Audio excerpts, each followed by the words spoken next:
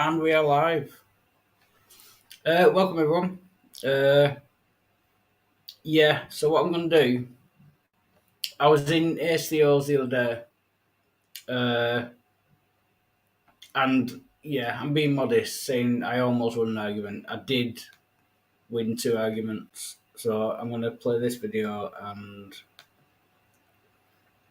you can be the judge. So I'm going to play this video. Fuck, that's me. Yeah, you can be the judge. So I'm going to play it. Right, now I have to go over that, stop that playing. Build me, the laptop's going to close on.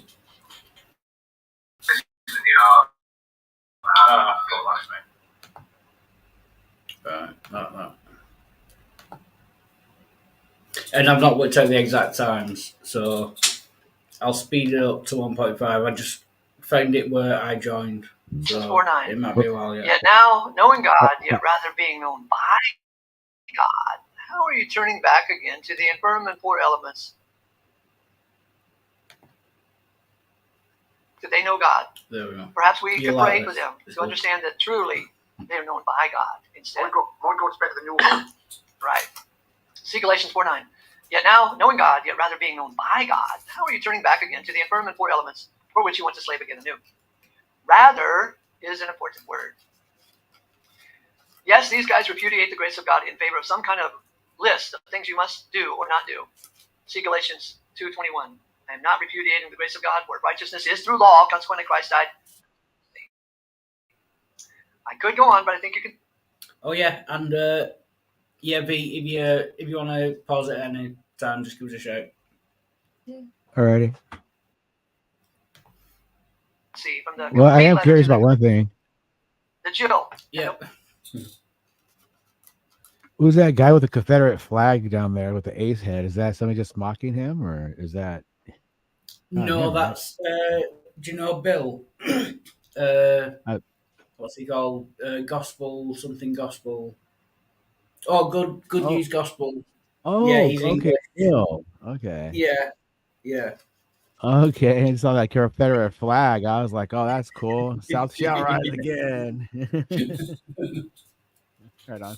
Yeah, actually, he's the guy who I won the second argument against, and that was Isn't the best. He the guy that sent you the Bibles? Oh no, that was Dave, the news unit. Oh, this is Bill. Who's Bill? Good Gospel. Okay, my bad. I get they kind of have like a similar kind of cadence to the name title. Okay, gotcha. Yeah, got it. Yeah, he's actually English. He's from the south, which makes sense. But the south of England, not the south of America. Boy.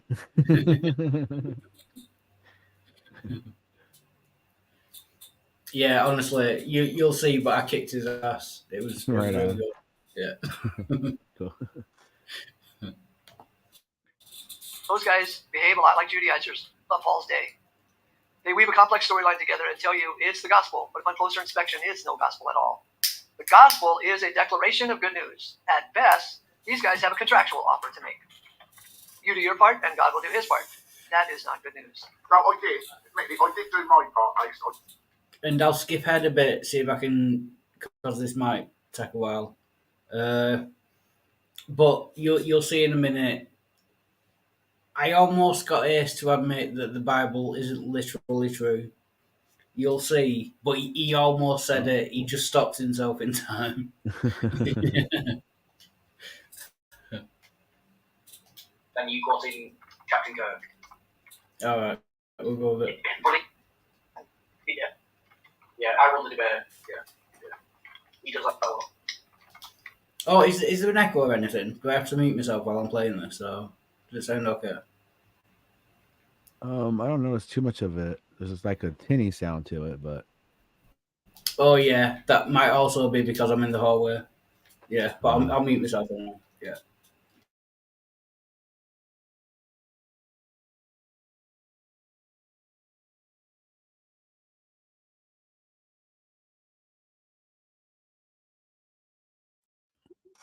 Now I don't hear anything.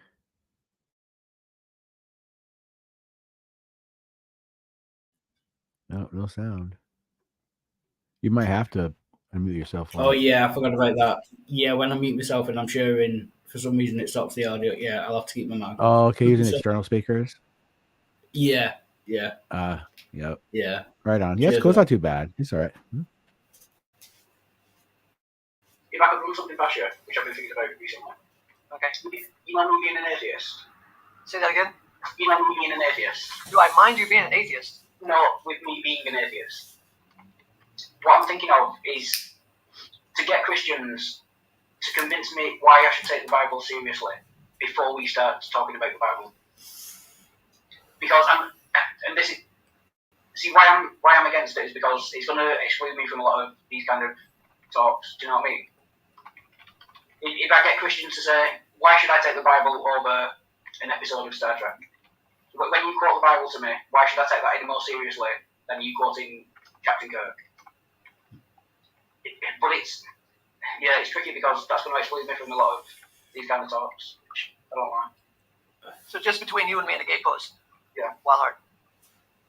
God can speak to you through Captain Kirk. He doesn't hide himself, except on purpose. He does hide himself from humanity on purpose. He blinds hearts. He stuffs people's ears. He hardens hearts. That's one of the programs of God, to blind us so that we cannot see. Romans 11:32 says God locks up all together in stubbornness that he might have mercy upon all. So why should you take the Bible seriously? I don't know. Just check it out. You should take Captain Kirk seriously as well. Because God can speak to you through a kitty cat, a rainbow, a movie, the scriptures, a poem. Sorry, I'm still thinking it over, but like I said, the main problem is it's going to exclude me from a lot of these kind of chats. If I point that out, that I've got to believe the Bible isn't particularly authoritative. You know what I mean? But I would say, we can probably all agree, even you, Wildheart, with all of us, you can't take Jill seriously. Oh yeah, I agree with that. Yeah, that was what I'm saying. Yeah. Now, regarding the message of the Bible, it's easy to get lost in it because the Bible has some 800,000 words. It's got some 35,000 verses. So you can pick and choose what you want. You can come to the Bible with preconceived ideas and find little verses or half a verse to back up your preconceived idea about whatever.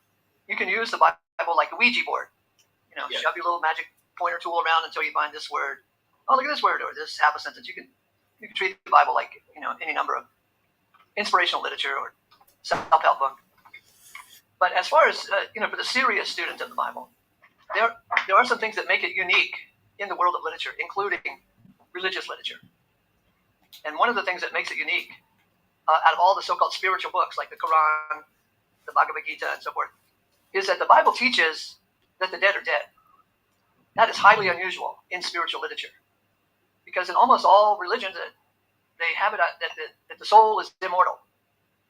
But the Bible says we believe that Christ died according to the scriptures. He didn't die according to the method of death in the Bhagavad Gita, which is when you die, you go to a better place, because they believe in the immortality of the soul. And all the other spiritual books believe in the immortality of the soul. But all of the language of the Bible considers and treats death as a pretty serious problem. And it never says death is another form of life. It seems to indicate in the Bible that the dead are dead. Yeah, sorry. And it's telling me to shut up anytime you want. I realise this might not be good. But just because something is unique, does that make it true? You're saying that some things in the Bible are unique and they're not in any other religious texts. Is that any indicator of whether it's true or not? It is not an indicator of whether it's true or not. But it is interesting that of all the spiritual religious books out there, it is the only one that makes a big deal of death, that the dead are actually dead. And therefore, when it talks about the resurrection of Christ, this is a big deal, because in the Hindu religion, nobody's ever raised from the dead. Yeah, I think that was a good point. Because, like I said, just because the Bible says, excuse me, just because there's something in the Bible that's unique, he's trying to make it out that I've just said it, but no other religious text, like, it says that people are resurrected, makes no difference whatsoever as to whether that's true or not. I'm sure there were things in the Oh, I see. in the Quran and the Bhagavad Gita or whatever it is. I'm that sure are there's religions unique. out there, that use that for their Yeah, preaching purposes. I'm sure. yeah. Welcome, It's just Doc. Oh shit! Sorry, right on. No, Jill's here. No, Jill's here. That's yeah. I'm just warning Jill, you. hey Doc, Bond. You don't have to warn him. So, dude, He's not afraid of a man. I'm afraid of you a little bit. Jill's cool. How's it going, Bard? Yeah, Wait, pretty good. Are you reviewing your debate with Ace here? I see. Yeah, yeah. Only, and it's pure like self promotion because I think I did pretty damn good. Do you know what I mean?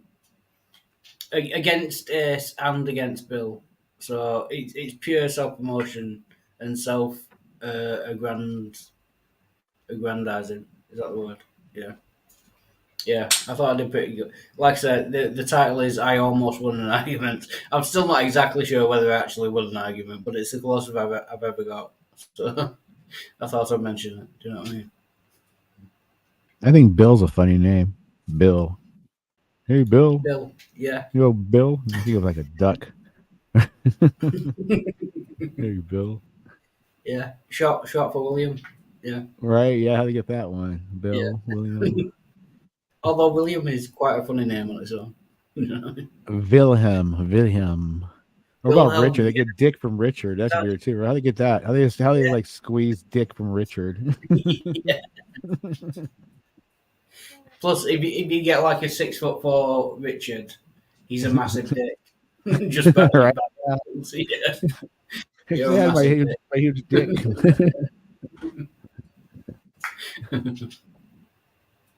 Right, so we shall continue. And Jill, and just jump in anytime you want me to pause it. Right. Yeah, sure. Dead. In the Muslim religion, nobody's ever raised from the dead. But that, Krishna?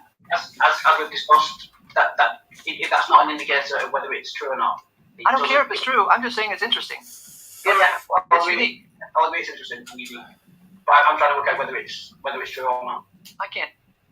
And this is possibly a low blow, but I'm sure Ace just said, I don't care whether it's true or not. It's just interesting. I know he's not talking about the whole Bible and the whole religion, but it is an interesting statement. I don't care whether it's true or not. I just think it's interesting.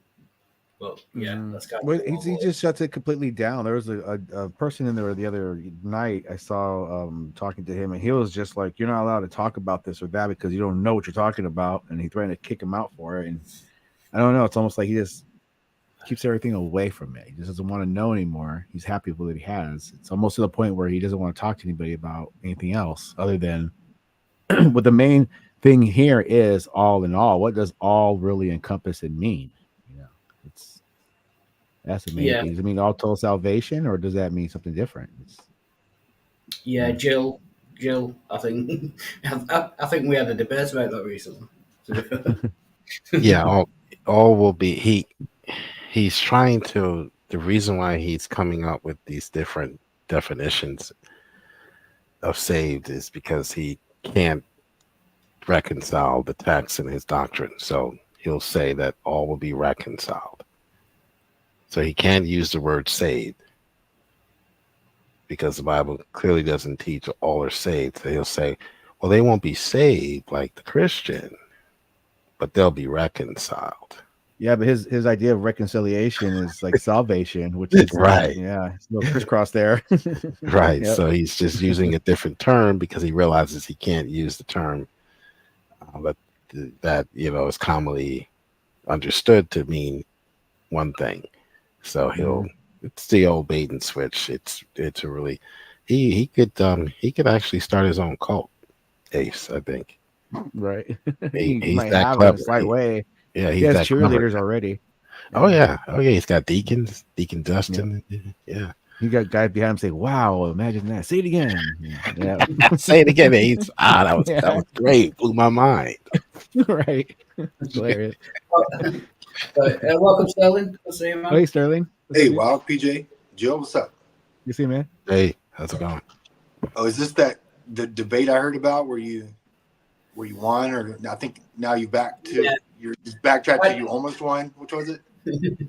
Yeah, I'm using the term "I kicked ass," but I want to get other people's opinion before, going too full on. I think I won, but I could be wrong. He calls it universal reconciliation. I was Universal. confused about what Ace was saying, like, oh, what's unique to Christianity, or the Holy Bible, or whatever he said. Which, I mean, by the way, like, isn't there something unique to like everything that's written? Pretty much. I mean, like every one of those books has something unique to it. That doesn't, like you said, make it true. I guess. What's up, Larry? Yeah. But, Welcome, Lewis. That's it. but he was saying that death is life. Life is it ends after you die, or like death is final, or something like that. Was that his point about Christianity? That was No. unique? Until you're No. revived, until you're Oh revived, yeah, until God revives. vivified. I think he uses the term vivified. Yeah. Yeah. So everyone that's dying is going to be dead until Christ vivifies us. Okay, but I thought I had heard terms like eternal life and eternal damnation. Oh no, you can't say that on his channel. If you say Oh, okay. eternal, you'll get Okay. banned. Mm-hmm. Yeah. I have to use other words, other terms like everlasting.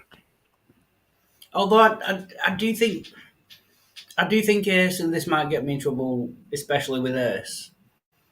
I think he's kind of more honest because I think he recognises the flaws in his own arguments. Obviously, he won't admit them, Well, but that would make you insane or crazy in definition. Then, right? yeah, but you'll see later on. But I think he recognises some of the flaws. But yeah, anyway, we shall continue. To answer that question, all you can, it's just your own personal journey of faith when you come to the point to say, oh my. And amen. Oh my and amen are very close to each other. And I'm sorry. Yeah, I'm in a company. So why should I take Wildheart to be true? You shouldn't take anything I say to be. You can take Wildheart as true in that I exist because we're talking. You can take that. You shouldn't take anything I say as true. No, don't do that. Well, I'm glad you're here. Thank you. Don't tell anybody, but I am Wildheart. And I'm glad you're here. And I'm glad you're you want to do the show.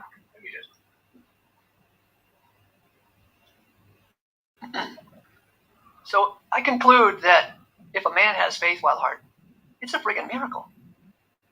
That if a man has faith and believes that God raised his son from the dead, this is a miracle because the whole dang world seems to be moving against this idea. Because everybody and his brother believes that the dead are not dead. They can't be bothered with the resurrection. They can't be bothered with the resurrection of Christ.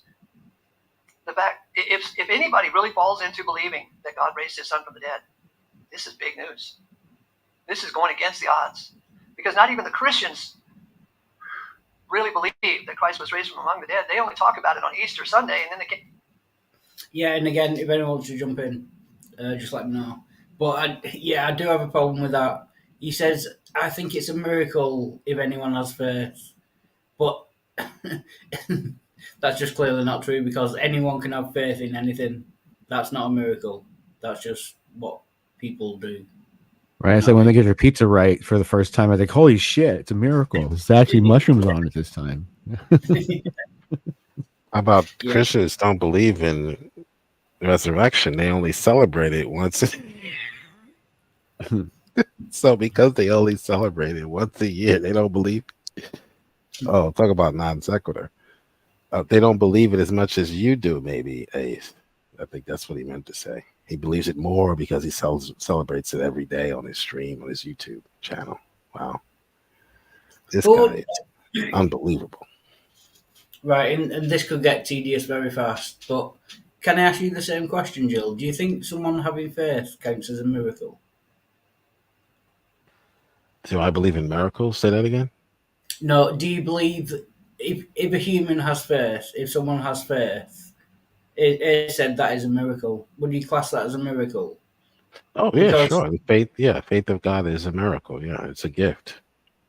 what about a Supernatural. Buddhist? What about a Buddhist or a Muslim who has faith? Would you class that as a miracle? No. Is the Christian God making Muslims have faith that the Muslim God is true, or is the Buddhist God? Is a Christian God making the Buddhist have faith that the Buddhist gods are true? Not Yeah, Buddhist, yeah. Hindu. I meant. What does the Muslim have faith in? That there's a God up there somewhere? Yeah, but no. But if you're saying that it's a miracle that comes from God, so if you believe in the Christian God and Muslims have faith in the Muslim God, then you are saying that the Christian God is making Muslims have faith that the Muslim God is true. I don't understand how that works. No, we don't believe that God is making them have a false faith, but he does send lying spirits and deceiving spirits to deceive Yeah. those who. So we would say that it's I'm a glad to hear lying, you say that. a false faith. So, But it's a someone having deceiving spirit, faith. though. Yes, the spirit, Satan, right? Satan has deceived the whole world into worshiping everything but Christ. And God sent him? In many cases, yes, he will confirm all what right. they've already believed. Yeah, they've already Thank you. rejected Christ, You and he answered. will Thank send a you. lying spirit to deceive You've them answered. Thank you. even further than what they've already been That's deceived. plenty. I don't need a long. Just I got it. Thank you. I wasn't talking to you. If you don't want to hear it, then just mute your mic. But you don't have to cut me off. I'm was just curious. I'm myself. curious. If I mute What my mic, part? I still hear you. What part of the Bible does it state? What part of the Bible does it state somewhere where Satan says to reject Christ like directly? Or if I can just interrupt on an admin point, there's someone backstage called Demo. I thought it was Tog. That's why I let him in, but I'm not sure it is now. So I don't know what to do because I can't put the screen on. Yeah, Tog. Say something in the YouTube comments so that we know it's you. Yeah, he has a similar background, but Demo God, he's called now. Yeah, it's only something that you would know. Like, what color underwear was I wearing 2 nights ago? Well, from what he wrote, it's not clear if it's him or not. Because sometimes he says yeah, that, but that's kind of a yeah, Tog would word. about that as well. Yeah. Right, Tog. If it is you, what is your best friend who has a dinosaur like as an avatar? Yeah, Barney. that's an easy Yes, one. Tog. Yes, Get in. he's someone I know. Anyway. Yeah. Come on, you didn't Right? recognize that was Tog. Welcome, Tog. Let's see. Yeah. And sorry hello, for guys. interrupting. Yeah, carry on. I had faith it was you, Todd. Nice. Yeah, nice tie. It's a miracle. Yeah. Right, we shall continue with the video. Can't wait to get back to normal business. To them, it's window dressing. It's not the most important thing of all. It doesn't change anything about anything, according to them. So if God gives you faith, wow, that will be a miracle. Ace, I don't know about you, but do you find it frustrating when people speak on your behest or behalf of a theology they don't even understand?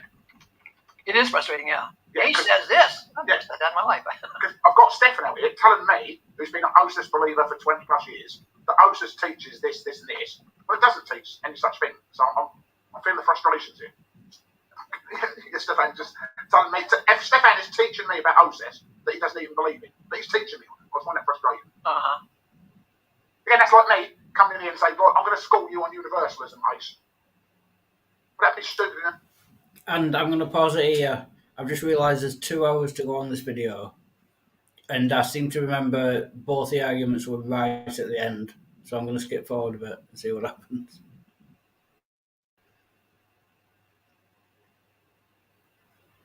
And again, if anyone wants to jump in, just tell me to pause it. I would say he'd have to make the point that universalism's legit, but it isn't. If universalism was legit, he'd have a case, but he does not have a case. But that's kind of a problem. How do we tell if universalism is legit? Well, universalists usually say stuff like Satan is saved alongside, all of humanity, like the angelic yeah.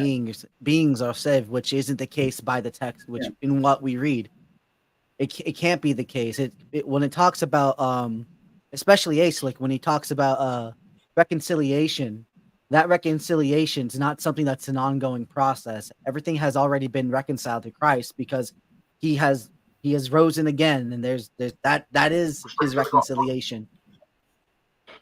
Oh, look, I'm in the title. The problem with Jill.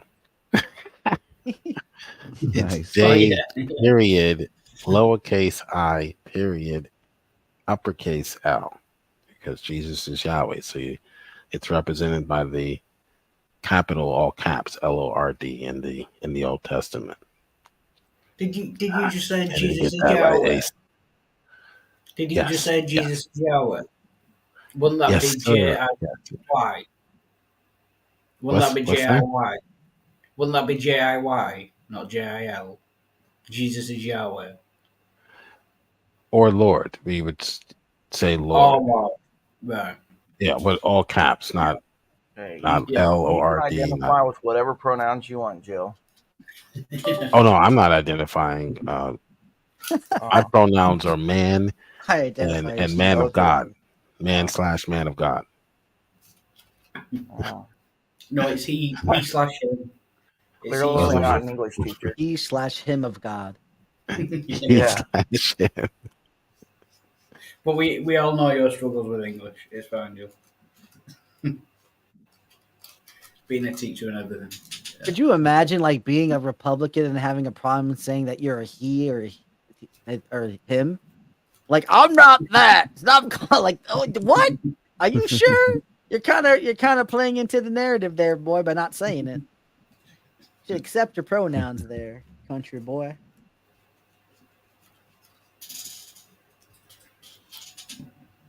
Right, we shall continue. 8, 10, and 12 food, and you think, man, this is a dog's dinner. I don't even know what's going on. A dog's dinner with one bowl. Exactly, yeah, complete hash up, shambles. I think the ideal number is 3, 4, and 5. It seems to be the ideal number. When you hit 6, I've seen like 7, 8, 9, 10, you think, oh man, this is too much. Yeah, it does get kind of hectic. Yeah, I think 5 or 6 is preferable. I might need to be a little bit more disciplined on my self, because I do get upset with over talking. It's not within my English nature. Someone speak, I'll be quiet. Someone else speak, I'll be quiet. But a lot of these streams, everyone is talking at the same time. That's just not English. Yeah, because all English people are quiet, refined, and polite. I shouldn't believe that wild heart. I have no reason to believe what he says.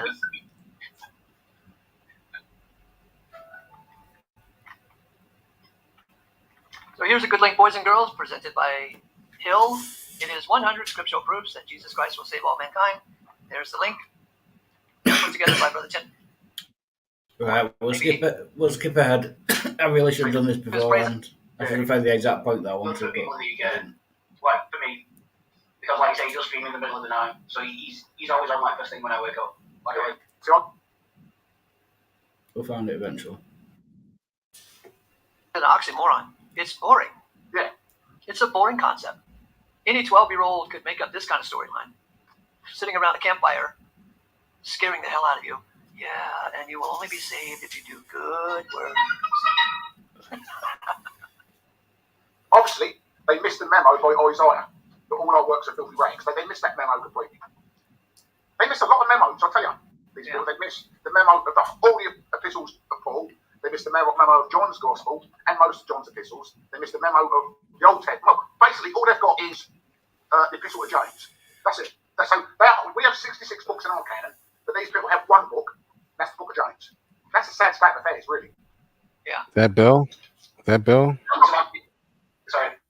To answer your Wildheart, is that Bill? Yeah. that coward Bill Yeah, sitting that's on a cool. Universalist channel, but he dedicates his channel to trying to refute Calvinism, but yet he's sitting here on a Universalist channel and not arguing with them. This guy is a bona fide coward. Calvinism has never been pronounced heretical by any council or creed, other than the Catholic Church, of course. But yet this guy he doesn't have a problem with Universalists. He's sitting in a room with Universalists and he's not even debating or arguing. But yet he Right, So the Mother dedicates his Church is channel the to only one attacking that's Calvinists. Yeah, right. The Mother that's Church is the just only like one him. that's declared them heretical. Who? The Mother And, Church. Yeah, Mother I would say Church? that's the most important church that can declare someone heretical. The Catholic Started in the Church. 3rd century? The Third the century? original church. They call that the Mother Yeah, Church? the original church. Yeah. When the when did Catholic when did Jesus live? In the 1st century or the 3rd century? Throughout I mean, Oh, time. okay. it's Yeah, the his first spirit, one. his spirit has lived throughout time. Yeah. Right, yeah. Yeah. When did Constantine, who started the Roman Catholic Church, when did he live? But what about Peter? Peter wasn't a Roman Catholic. When did the Roman Catholic Church start? Okay, you just can't take a Third joke. third Dang. century. 3rd century, yeah. Can't take a But joke. it's not the Mother Church. So It's the mother of It's the Father Church. it's the mother harlot church. It's the Isn't it? Okay, isn't we it, can agree with that then. Isn't it the first church that is still going though? I mean, there might have been churches before it, but they're not still running either. no, So the Christian church is still all the- running. What about the Of all the Orthodox? churches, that are still running, isn't the Christian church Still the running? first What does church? that mean?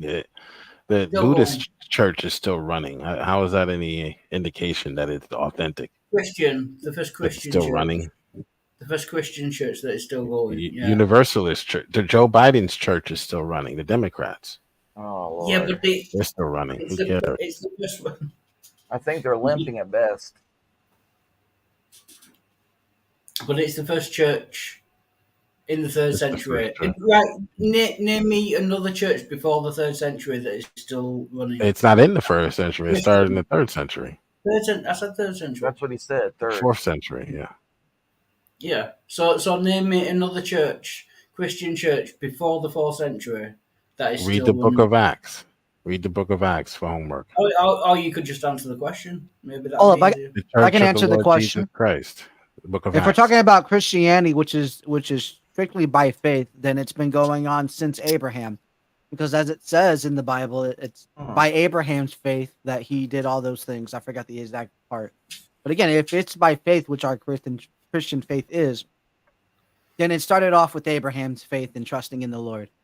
Well, if Good that's the answer. case, you can go back to Adam and Eve. If that you want to do that talk, you can go back to Adam and Eve, where he walked in the cool of the day with. That's well, true, actually, but the Bible doesn't they actually say disobeyed. that, but yeah.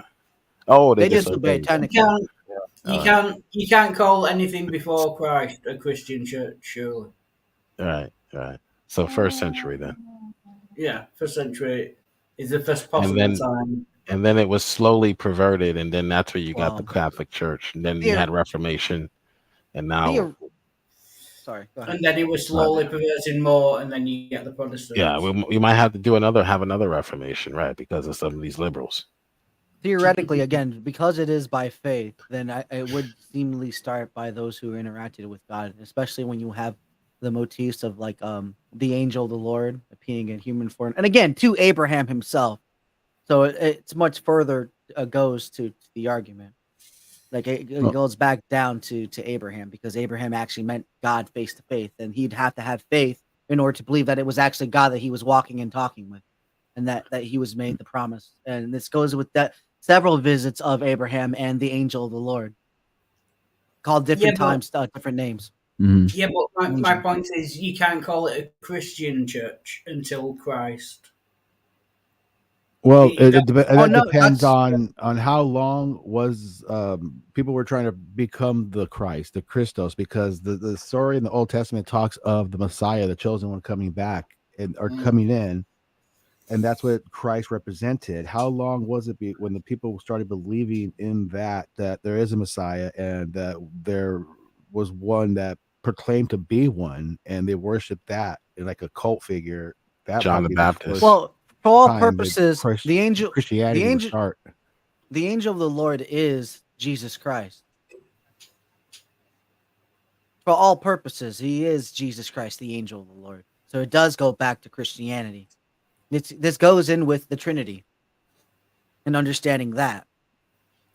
Yeah, because in if the you're talking about the text. teachings of Jesus Christ as Jesus Christ who he is, then that church will start then because it'll be preaching his teachings, not just what would it be to become the Christ and what they were proclaiming and preaching at that time they were trying to do. So yeah. The thing is what we call Well, Tog what is right. the labels. There's everything we're missing out on. Everything that what makes a Christian the label Christian is faith. So it is faith that we as religious people have. It is the denominations which give us the names in which we categorize ourselves. The names have nothing to do with the faith. It is the faith that is the leading drive. Without faith, you don't have a denominational claim. Yeah, Tog is right. That God is working in the Old Testament, and then He reveals Himself in Christ in the New Testament. So but the term Christianity didn't exist before Christ. So, like the Jews, you wouldn't say that the Jews had a Christian church. That's impossible. Well, they should. Before Christ should existed. Well, it depends on which Jews. The Jews that rejected Christ, of course, no, they don't have a church. They don't have a Messiah. Their Messiah is the Antichrist. But before Christ existed, you couldn't say that there was a Christian church before Christ existed. Well, what do you mean? They look forward to There's a complication Messiah. in that. They look what do you forward mean to by Messiah. Christ not existing? Do you mean before all of creation? No, or before the form when he was with the Father? Or are you talking about only strictly when he was in flesh and blood? Which again is complicated because he came as an angel of the Lord in physical appearance. So which time? Are we talking about before his birth as Jesus Christ or in his physical form as the angel of the Lord in the glory that he knew with the Father since before all of creation? Yeah, I'm talking like colloquially. You wouldn't say that you had a Christian church before Christ was born. Even though Christ might be in the Old Testament or referred to or something like that in the Old Testament, the term Christian... It's just the people, Wildheart, it's just the people of God. So Jesus is God. So it's just the people of God. So the people of God have always existed. But that's only according to Christians. The Jews wouldn't agree with you. Well, that's too bad. So you can't... Let them keep yelling against the wall. Who cares? You can't take over the Old Testament and say... Jesus can. He can. He did that. He did that. No, Jesus. I'm saying you can't. The Jews... I didn't. I'm recognizing that Jesus was claiming that these texts were about him. So Jesus claimed that Moses wrote about him. So everything Moses wrote about was referring to Jesus Christ because Jesus is God. Just because he comes in the form of a man doesn't mean that he hasn't been there the entire time leading his people. No, but Jesus claimed that, and I know that you believe it. That doesn't make it true. Just because someone claims something, and resurrection makes it true. Resurrection makes it true. Right. Resurrection makes it true. All right. I'll let you go. When one of the Jews, when they rise from the dead, let me know. When one of their prophets rise from the dead, then they can make a claim like that. Until then, a cat get hit by a car and get up, wailing against the wall. Count? Hopefully, they don't bang their forehead. Poor kitty. Well, the Jews want true miracles. That's why they call Jesus cheap magician. And if they were there and called him that to his face and all that, I mean, they might have a claim on that. That's why Jesus already answered them and said a wicked generation looks for a sign or some sort of miracle. So he basically calls them out before they even make the claim that, hey, we need to see miracles, we need to see this, we need to see that. Atheists try that. Oh, I need to see more fish. Before I believe. Right. He says that's wicked. I'm going on purely like a colloquial kind of understanding of. There was no Christians before Christ was in the flesh. Not that there wasn't. I mean, people didn't refer to them as Christians. So you can't say there was a Christian church before Christ. That doesn't make any sense. People wouldn't have referred to it as a Christian church. That's all. I mean. Okay. All right, Walhart. Historically, yes, but not theologically. Okay, we Actually, can say that. Historically, yes, you're right. Yeah. But Yeah, not theologically, it might be. It's a little bit harder because again, we're talking about two types of worlds here. We're talking about our physical realm and the spiritual realm, right? There's two types of realms, and who's to say that those who are in faith they still know the word Christian in Christ and all that, which is a big what if. I recognize that, but still, we're still technically talking about two planes of existence that's coinciding with each other, so to speak.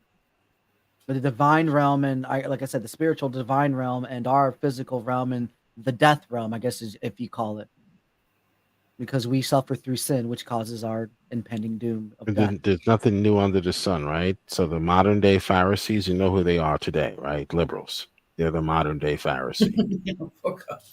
Oh, Always seriously. with the liberals. What is wrong with you with the liberals? They'll Always put with the you in liberals. jail if you don't believe their doctrine. They will lock you up. Look at January 6th.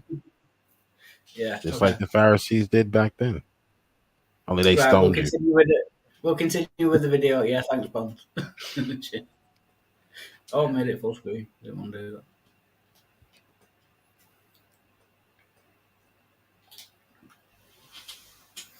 The actual title of the stream was Response to Atlas's Answers. I don't know who that is. Blunders on Faith Alone. That was the title, but like I said, I didn't see it. I don't know what it's about.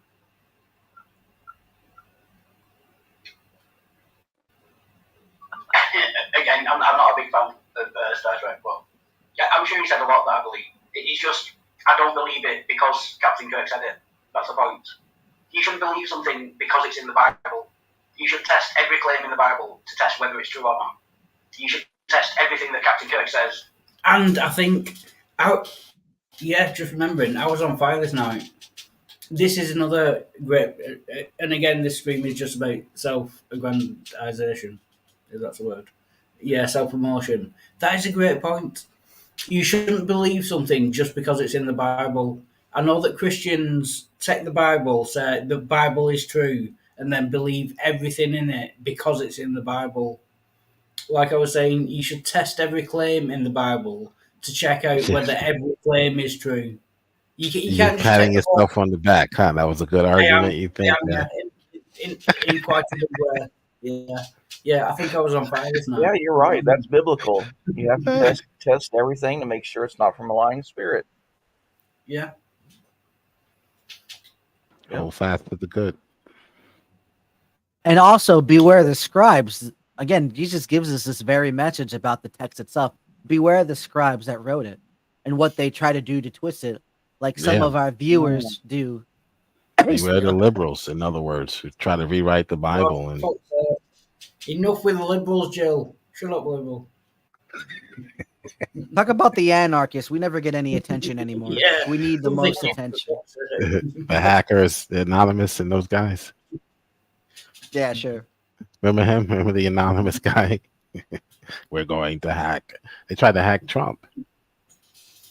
Right. American politics. Don't give a To shit. test whether it's actually true or not. You shouldn't just Kick take them the for whole 5 Bible. minutes. The Bible is true. Therefore, if it's in the Bible, it is automatically true. You should test every claim in the Bible, which I would suggest is impossible. Could it be, Lord, could it be that there's one verse in the Bible that is true, and you could ignore all the rest of it? Could that be a possibility? Wow. I would agree. There is definitely one verse, at least one verse in the Bible that is true. Could it be that there's one book or one letter that is true, and you would enjoy that thoroughly? That is possible, but again, you would have to go through like every sentence, every claim, work out whether it's true. You shouldn't just take it as true because it is in the Bible. That doesn't make it true. You should test every claim, every sentence in the Bible. You should test every claim independently. If you work, Walhart, one question, Walhart. Yeah. What are you testing it in? What are you using as your litmus test? What are you testing the Bible by? I know. I got an idea. Can we test and see if the Bible is written by humans? Then we'll know if one thing about the Bible is true or not. Did we actually write it, or was it No, aliens? A monkey wrote it. Yeah, a monkey. Oh no, that's silly monkey. Where'd he get pen and paper from? That silly monkey. He stole it from one of Again? the tourists at the zoo. He saw how to make it through evolution. He's a regular Charles Dickens. That little No, guy. it was the ape Caesar from Planet of the Apes. That guy was pretty smart. He was smarter than Walhart. That's me now. No, I'm just kidding, Walhart. So Walhart, what are you No, testing? you're probably Give right. us an example of how you would test the claim of something in the Bible. What would The you same test way- based on? The same way you would test any claim, like scientifically. Like Scientifically, okay. not just So- scientifically, like scientifically against logic to see whether it's actually conforms to reality. Right. But the Bible is making supernatural claims, which does not intend on corresponding to reality. that's- So now what do But you do that's with not, that? That's not our fault. That's not our fault that Right. supernatural claims can't be tested. If you can't test a claim, that means you shouldn't believe it. Oh, okay. Oh wait, if you can't test a claim, can you test a coal? You shouldn't believe it. Okay. I said, if you can't test a claim, can you test a coal? It's not science's fault or anyone's fault that supernatural claims cannot be tested. If there's a claim and you cannot test it, then you should not by default believe it. Right. So Well, you would I only have an accept argument. then- I have an argument Yeah. against that because there are also natural occurring events that can appear to be supernatural because of their rare occurrences. And if the same thing, if the things don't line up exactly just right, you might just miss the same occurrence. Same thing goes Yeah, with the but that's the supernatural. You difference. need to have everything in preparation, but you have to know what you're looking for, or else. Otherwise, how you're gonna know when you find it? You might just Well, that's overlook the it. And you difference. might even know it. That's the difference between something being true and whether you should believe it. There are things that are true, but if you don't have enough evidence to believe that it's true, you shouldn't believe it's true, even if it is true. That's what I'm saying with the supernatural. Even if the So, yeah, supernatural was true, if you don't have enough evidence to believe it, you Well, shouldn't that's a believe category error because there wouldn't be any evidence if it's a Exactly. supernatural claim. So So, here's what I would alright. suggest, Bahar. No, As no, common sense. Jill, Here's just what before, common sense. Jill, just Yeah. before I forget. Well, Well, let's so do some logic here. why would you believe a claim that you don't have? Well, evidence? that's another. Don't forget about me. Let's concentrate on you. You made the claim, which is a category error. So you can't use science to determine whether or not the supernatural actually is real. So if you don't want to So believe in it, that's fine. So So why how- not use science? Hold on, listen carefully. Why not use science for what it's supposed to be used for, which is determining whether a natural claim is true or not? Right. The Bible Oh, makes that's several fine. natural claims. The Bible makes That's fine. several natural claims, right? Does the Bible That's make fine. natural claims? That's fine. No, I agree with all Okay. that. Does But- the Bible make natural claims? Yeah, it does. Okay, so why not use science, the tool of science, for what Right. it is, what it can detect, natural things? Right, that's Okay. fine. So my Okay. my question would be, what method do you use to test supernatural claims if it's not science? We don't use science to You determine. don't Here's- use. I No. know, No. but I'm asking if you don't use science, what method are you using to test whether supernatural claims are true? We believe that the supernatural claims are true because the one who claims them also predicts natural claims or makes natural predictions, and that we can test. And he's 100% correct 100% of the time. We call it prophecy. So because we have evidence that the natural claims are all Right. true, we trust that the supernatural claims are also fact. Right. So, So it's, is faith. it It's called faith, yeah, right? So is it and possible? it's a gift. Is it possible that the Bible is 100% correct 100% Yes, of the time? if it's on natural claims, yes, Yeah, you I can haven't test finished that. middle of a fucking sentence, Jill. Shush. Yes, Is it possible that the Bible is 100% correct 100% of the time about natural claims? yes, is that is 100% it's not possible. It is. But is It is. 100% wrong about supernatural claims 100% of the time? Is that possible? We have faith that Just is the case. because exactly. You have faith. Yeah, we have faith, right? Just It's called because, faith. Yeah. just because even I don't believe this for a second, but even if the Bible was true 100% of the time about natural claims, that doesn't tell you whether it is right about the supernatural claims. That Because is you not a can't way. determine, That is you not a way. can't That is determine not either way. My exactly. point So is that you it's not a can't way. determine either way. So you Exactly. can So have it's not a a way. blind faith in that it's not the case, or you So can trust that, hey, this person is right when it comes to the future. So obviously they must know something. They must have some supernatural abilities. Therefore, we can trust what they say about these supernatural entities. So that's my reasoning. That's just logical. To me, that's logical. If the person predicts the future, that means they must be from the future. And if they're 100% correct 100% of the time, No. they're from the future, that is supernatural, because no one is from the future and in the past or the present at the same time. So that means No. that's proof that that individual has supernatural abilities. No, it's not. That's not proof. Oh, okay. Right. That's fine. Let- You have, look, you have your faith litmus, whatever level that is. Maybe you need God to write your name in the sky, and then you'll believe. That wouldn't be enough faith for me that wouldn't be enough evidence for me personally. But maybe that's what you need to believe. But if someone predicts the future and they're correct, and in the detailed, precise way that they are correct, so it's not mundane or vague. Many of them are, but many of them are not. Many of them are precise, and they're 100% correct 100% of the time. That's enough for me to believe that this person is from a supernatural realm or another realm.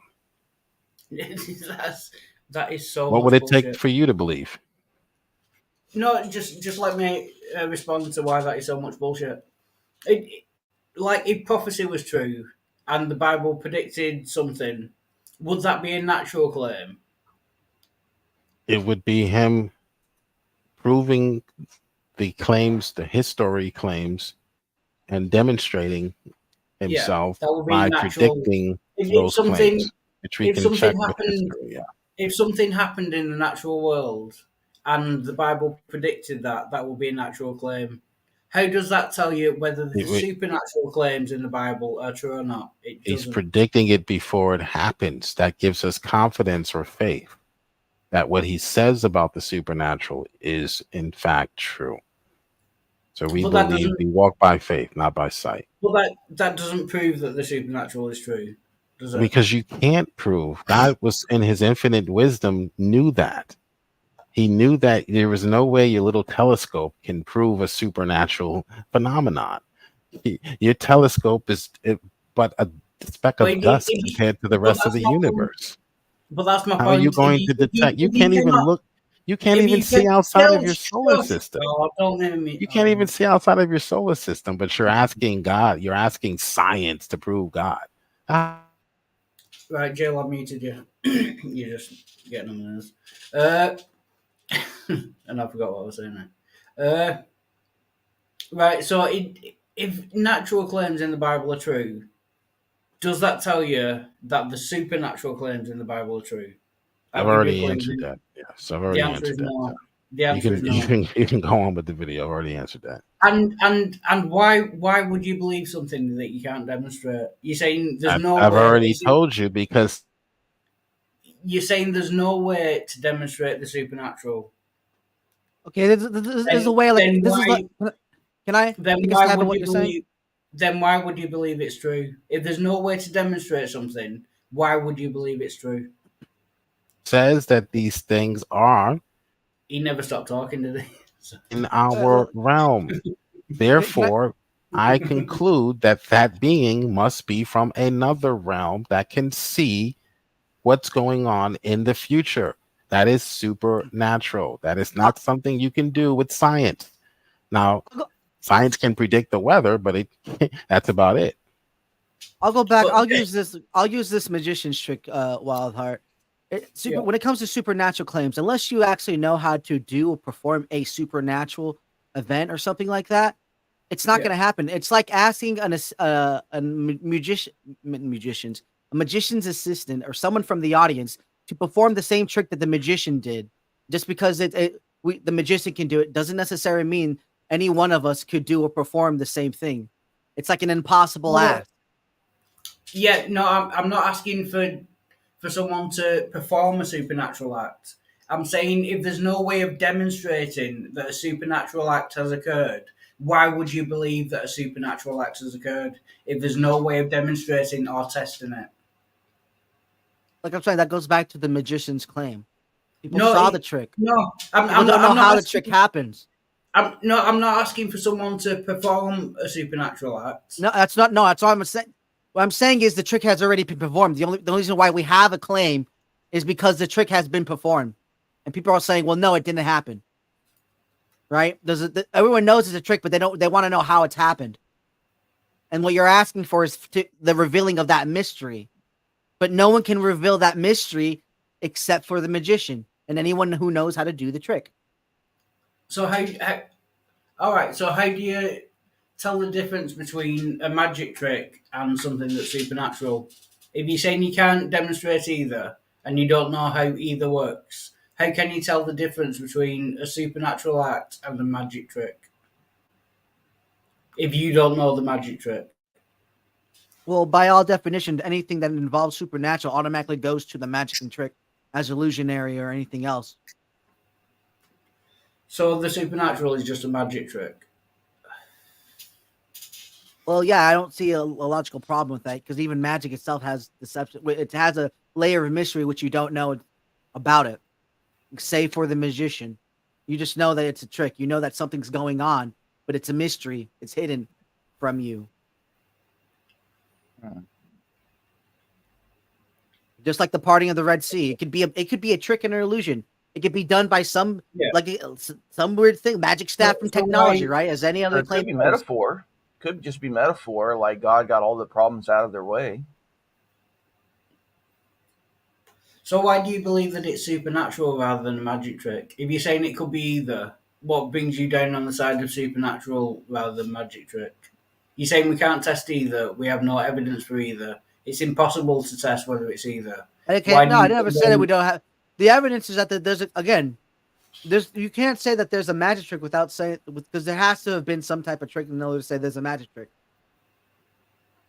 Right? There has to be some type of magician. If there isn't, then what are we talking about? I wouldn't be here if there wasn't a magician, right? So with the person of the Red Sea, what if Moses was the magician? Moses performed a magic trick. No need for God. Where does the supernatural come in? Moses parted the Red Sea. We don't know how he did it. He was a magician. No one knows how he did it. I mean, how do you distinguish that from being supernatural? Walhart. All right, Walhart. Here's where you're going to be exposed as a hypocrite. You believe in natural phenomenon without the science to back it up, like your origin, for instance, where you came from, where life came from. You believe that life came from non-life, even though there's no scientific support for it. So you hold to natural claims that don't have science to back them up, yet you're lauding the Christian because the Christian believes in a supernatural claim that cannot be backed up by science. Don't you see the hypocrisy there? Don't you see that that you're basically you basically have two sets of standards when it comes to authenticating reality or facts? You believe in monkey ape men walking. You don't have a shred of evidence scientifically to support that. Yet you believe it. Yet you believe it by faith. You'll like this. Stop, Jill. Jill is actually right. It pains me to say it, but I do believe that life came from non-life. And that's a natural claim, or is that a supernatural claim, or is that a natural claim? That's a natural claim. With no natural evidence. Shut up, Jill. I'm agreeing with you. Shut the fuck up. I do believe that. Yeah, I so do why believe, do you believe that. It? Although we don't know, Jill, just shut the fuck up. Yeah, I do believe that. Although we don't know how it happened, I do believe that. Yeah, no, you're right. Why? Because we know it happened. And and the natural is more likely than the supernatural because because we know the natural exists. We don't currently know that the supernatural exists. The supernatural, like you said, cannot be demonstrated.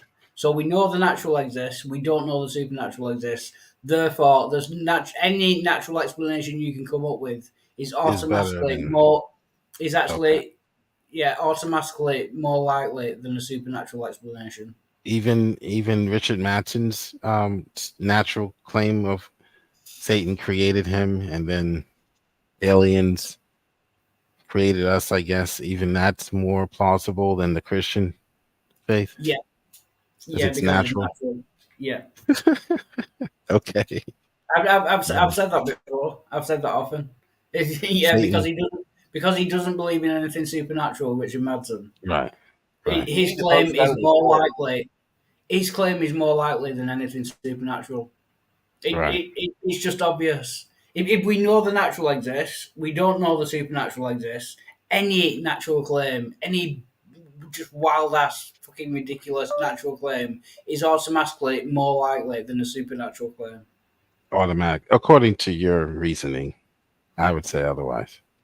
I argue against it. If I we would know say one that thing, I would say this, that the natural, even the people who are making these super ordinary natural claims would have to show us that, some sort of evidence for that natural claim, and not just because you have the tools. If you have the tools, you should be able to show us some evidence for it before we even take it seriously. If you don't have the tools, then I'm not going to put that burden on you. If you don't have the tools to prove supernatural entities, then that's not fair to put that burden on the person that believes in the supernatural. That's Well, then again, all of creation is usually done by some type of supernatural means anyway. So it's a little hard or yeah, relevant to use the whole universe when it comes to encompassing like which religion has it right, because multiple of them have like supernatural of creation events that creation. aren't like that aren't just to the basic. Oh well, this rock was created when this thing happened. It's not like a scientific explanation.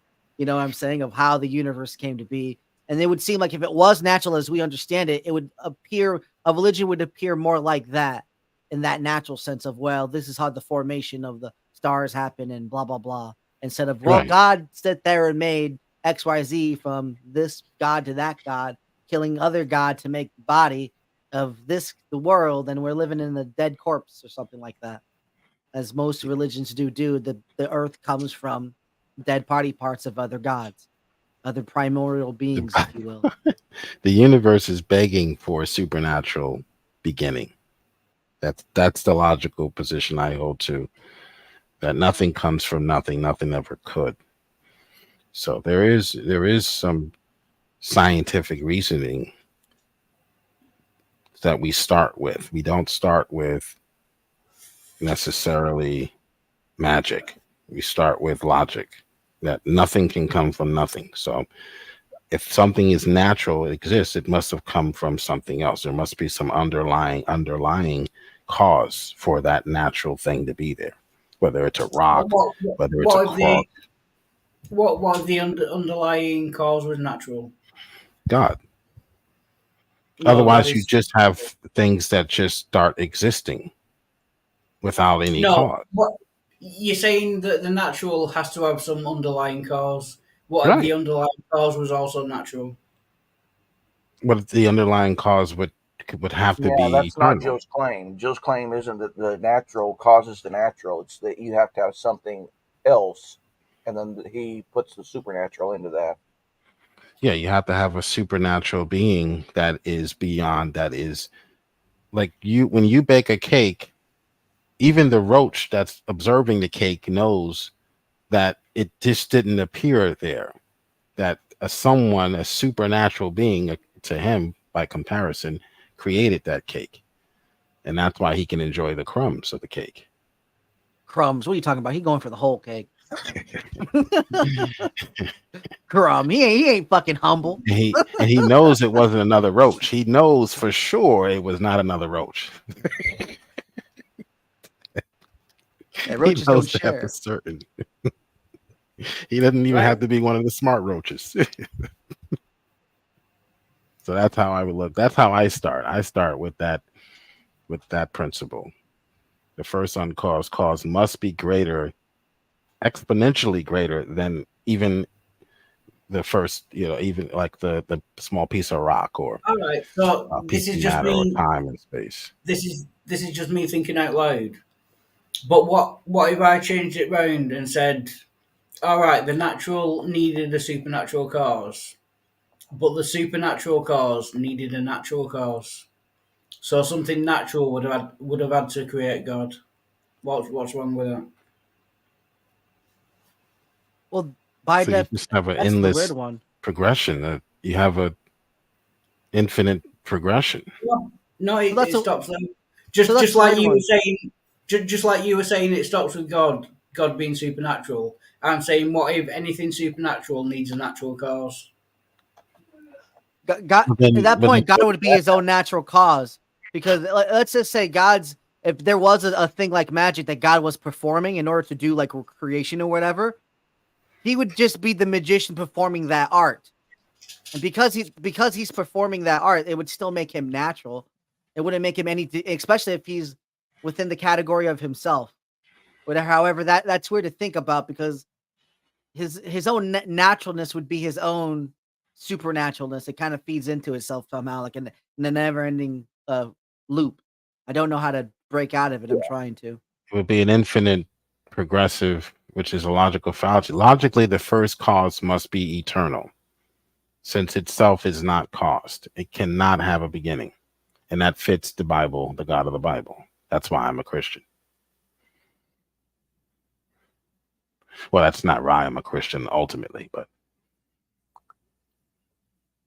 that's why the Christian God makes sense, because it's an eternal God, one that always existed. But wouldn't that same argument work for the Jews and the Muslims? Just because God has to be supernatural, even if that was true, and I don't think it is. Wouldn't that also account Muslims for believe the in that. Jewish God? Why does that make Christianity true? A Jew could say that God has to be the Jewish God because he's supernatural. The Jewish God is supernatural. The Muslim God is supernatural. Why does that single out Christianity as being the one true religion? It doesn't. Well, you have Jesus Christ who comes down, becoming flesh, the Logos, the That's, eternal became that's flesh, and they rejected Christ, revealing their hearts. but They that doesn't affect the argument. no, that they may be right that God is Your eternal. argument, no, Hold on. your They're right. argument was You're your missing the. argument. Joe, don't Let mind me me. finish my point. You're missing it. They're right that God is eternal. They're right, but they Right, I've muted you, Jill, because you just keep talking until someone forgets the point. Shut up. My point is, you said that the Christian God has to be true because the Christian God is supernatural. That works for the Jewish God, that works for the Muslim God. So you have to add something to make Christianity true. All gods are supernatural. You saying the Christian God has to be true because it's supernatural doesn't get you to Christianity because any religion could say the exact same thing.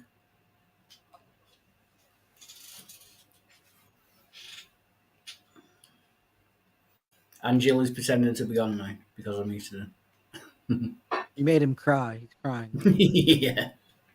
He muted me again. I love him. He'll come back in about 5 minutes. And, Yeah, right. He has to beat pretend his not wife. to. Pretend not. Damn it, woman! They blocked me again. Come here. Put on your gear. We gotta box this out. I wish I could do that with my wife. She's a twig. She'd break in half. Too easy. Right. We'll carry on with the video then.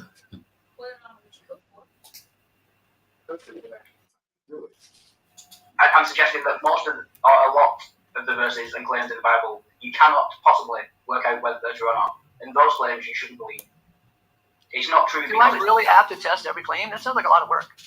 It is a lot of work, but But what if I don't even bother with most of the Bible? What if I just stick to Paul's letters? again, even if you only stick to 12 letters, you would still have to do the same thing. like take Paul's Damascus Road experience. How would you test whether that is true or not? It was written 2,000 years ago. From Paul's point of view, he was describing something that happened to him. How would you test whether that was actually true and it actually happened, or whether he was just having a schizophrenic break from reality? Do I have to test The it? problem is, you can't. I can't. I've got no video footage of Abraham Lincoln's speech. So Exactly. technically, I can say that's all, mate. Is anyone going to bite on that claim? Oh shit, we've got another guest, and I've no more room left. Also, I can't add you. Oh, cheers, whoever that was. No, Welcome to good stuff. someone didn't have to leave for me. I was trying to type that. I'm fine back here. All right, yeah. Someone did though. Yeah, plus 2 people left. So yeah, if you want to come back, that's fine. So I don't know if you've been watching. Any thoughts? I just got here. I have no idea. All right, fair enough. Okay. You know, I just thought of like Yeah. when people leave for a stream like that. That's the same equivalent as gentlemen laying down their coats for a woman to walk over. Like It the is. puddle. It It's is. so beautiful, right? It's laudable. Yeah. Yeah, it's so beautiful. And I just thought of that. Yeah. thing, You Oh, can do obviously, that sacrifice. Yeah. right. Yeah. obviously it wasn't Jill, but thank you, Sterling, and PJ. who was the other one? PJ. Yeah, but yeah, come back if you want. Yeah, one of you can come back. There's room for 6. Well, if you think you have a good point, you think you're making a good point, you're probably not. If you would have just took the time to listen to what I was saying, you wouldn't have wasted everyone's time.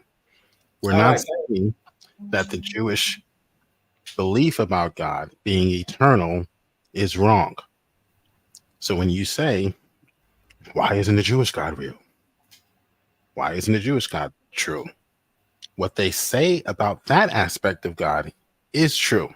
But when they say things about God that isn't true, we say no. So No, but if what you they say about God is not true. rewind the Eternal tape, part, they believe that God is eternal, just like we believe God is eternal. if you rewind the tape, Jill, what you actually said is the Christian God must be true because the Christian God is supernatural. No one mentioned eternal. You're changing the goalposts. You didn't listen.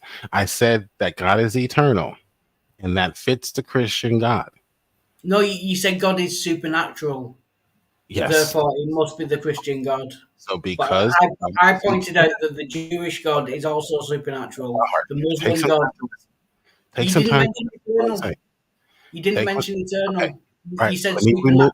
let me change the word to supernatural. Okay, the Jews believe that God is supernatural also, but Yeah. that doesn't mean that everything they believe about God is true. That's called the genetic fallacy. So why is it true that the Christian God must exist? Because Solely let me answer that. solely Really because. quickly. Let me answer that. Well, let me Because finish the question. everything. No, Jill. Can I- Before you answer it, let me finish Okay, the go ahead. question.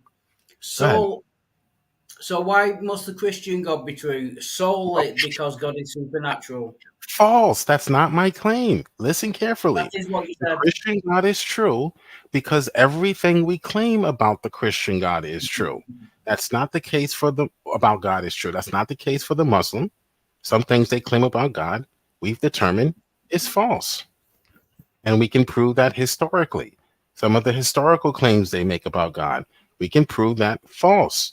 Therefore, their God is false.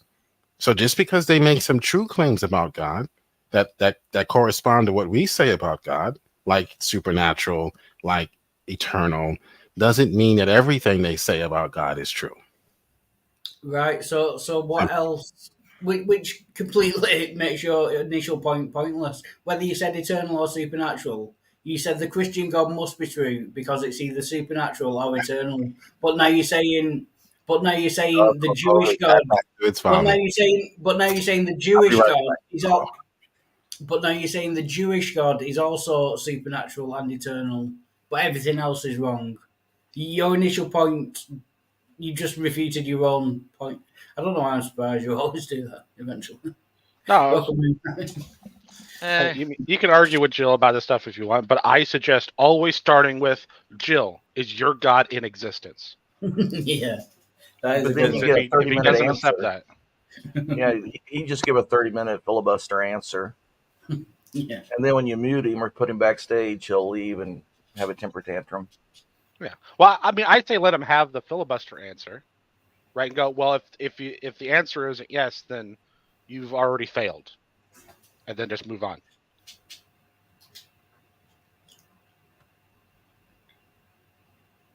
Yeah.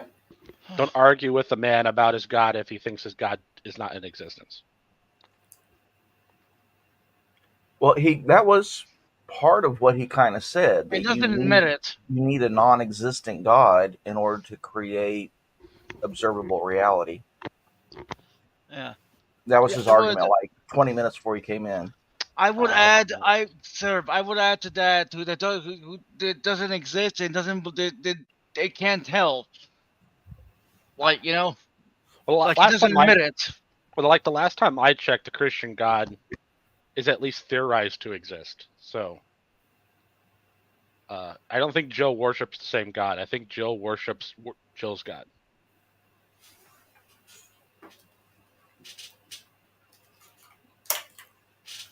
Right. So we'll carry on with the video. We'll get to it eventually. And again, it's my fault because I should have found a better starting point than this. But Get in. Get in.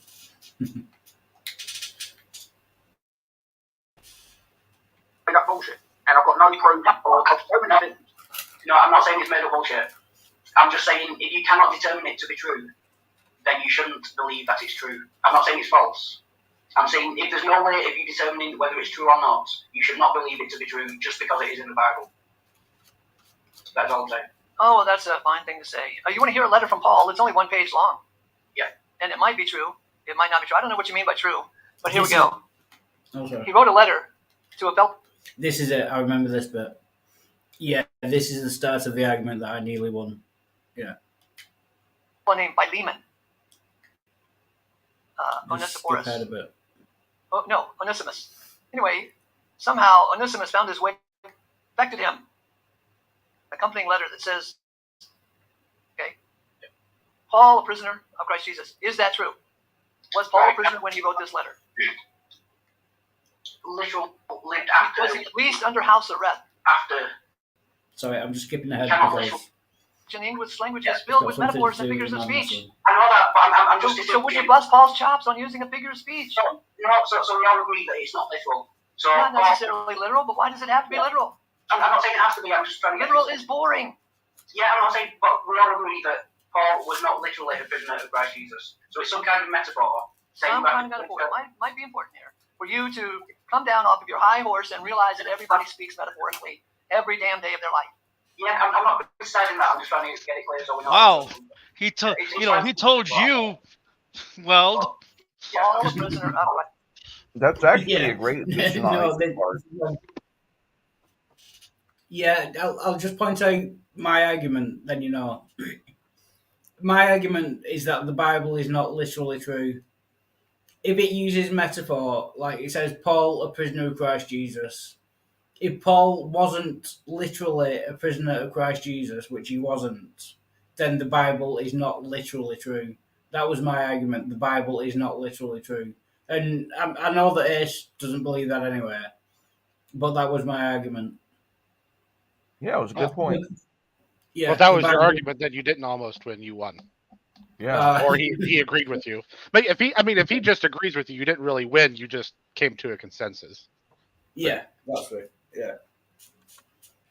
Although I think I do win another argument later on, but we'll get to it.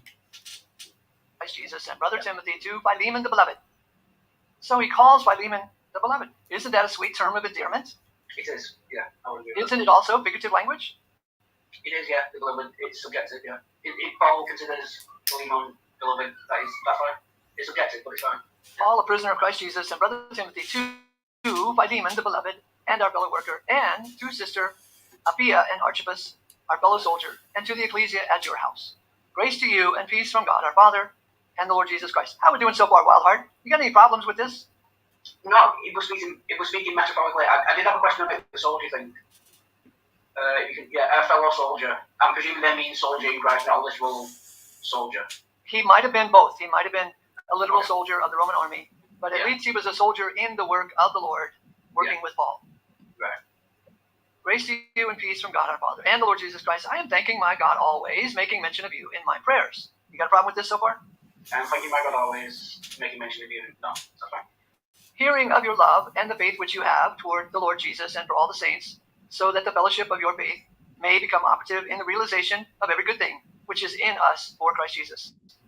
Can you give Paul a break here and say, yeah, it's worthy of continuing on to read?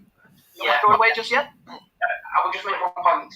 Once in the first sentence you agree that it's metaphorical, I can't really argue with the rest of it because you can make metaphors mean whatever you want them to mean. So once That's not true, Wildheart, because metaphors and figures of speech have rules. That's what grammar is about. Right. Grammar has kind of like mathematical rules. You can't break it without destroying communication. So metaphors and figures of speech have rules.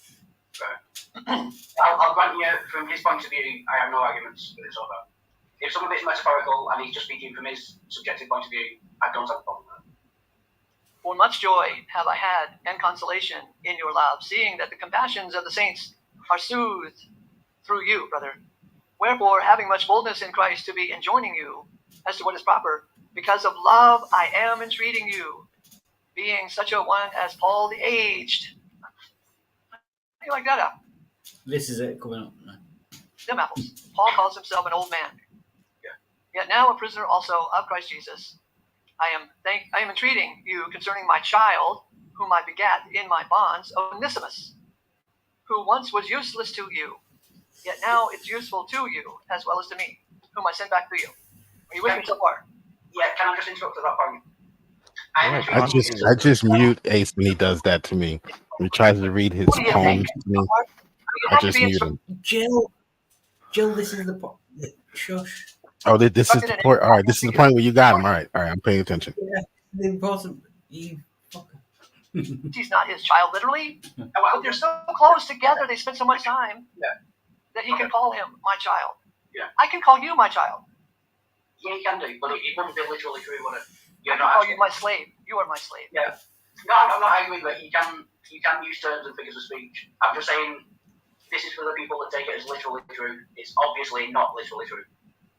It cannot possibly be literally true. Okay, I will contend that even the Christians don't take everything literally. Even the ones who say they take everything literally, they don't. Well, we don't. Do you? What about? I'm just going to say, anyone with more than 3 brain cells know that there's so much metaphor in the Bible as literal that it's embarrassing. Right? Jesus declared himself that as a hen gathering Israel under his wings. Does that mean Jesus was literally a chicken? Of course, that's metaphor. Yeah. But then the last of this is asking me whether it's true or not, and I'm just not clear on if you're using metaphor. What does true mean? I mean, one thing that might help you, Wildheart, to see the beauty of the Bible is to learn what the rules of grammar are and the rules of figures of speech. Oh, that hurts us. Being an Englishman, talking English, that hurts that you think that I don't know the rules of grammar. That hurts me to my core. I am entreating you, then, concerning my child, of whom I begat in my bonds, Onesimus, who was once useless to you, who is now useful to you as well as to me, whom I send back to you. Him, this means my very compassion, take to yourself, whom I intended to be retaining for myself, that, for your sake, he may be serving me in the bonds of the evangel.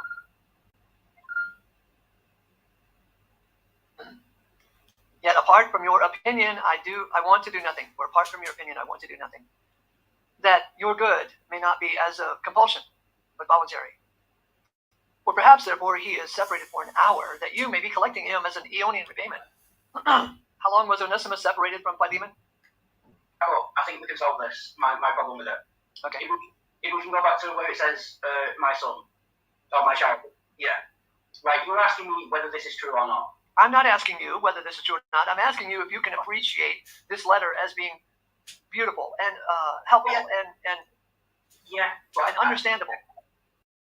I thought you were asking me whether it's true or not. I don't care if you believe whether or not it's true. Is it lovely It's in a lovely letter. I will grant you that it's beautiful and poetic and metaphorical and all that. But what I'm concerned about is whether it's true. And if Paul didn't have any children, and he says, I am entreating you concerning my child, would you describe that statement as true or not true? It would be true as to feeling, but not true as to fact. Right, I'm interested in what is true as a fact. Yeah, well, bite me. Carry on. I've got some questions Fact about the is- conjugal visit. I mean, if he's begetting children in his bonds, that opens up some questions. And then later in the letter, he says that some guy is supposed to take Paul as his mate. What was that about?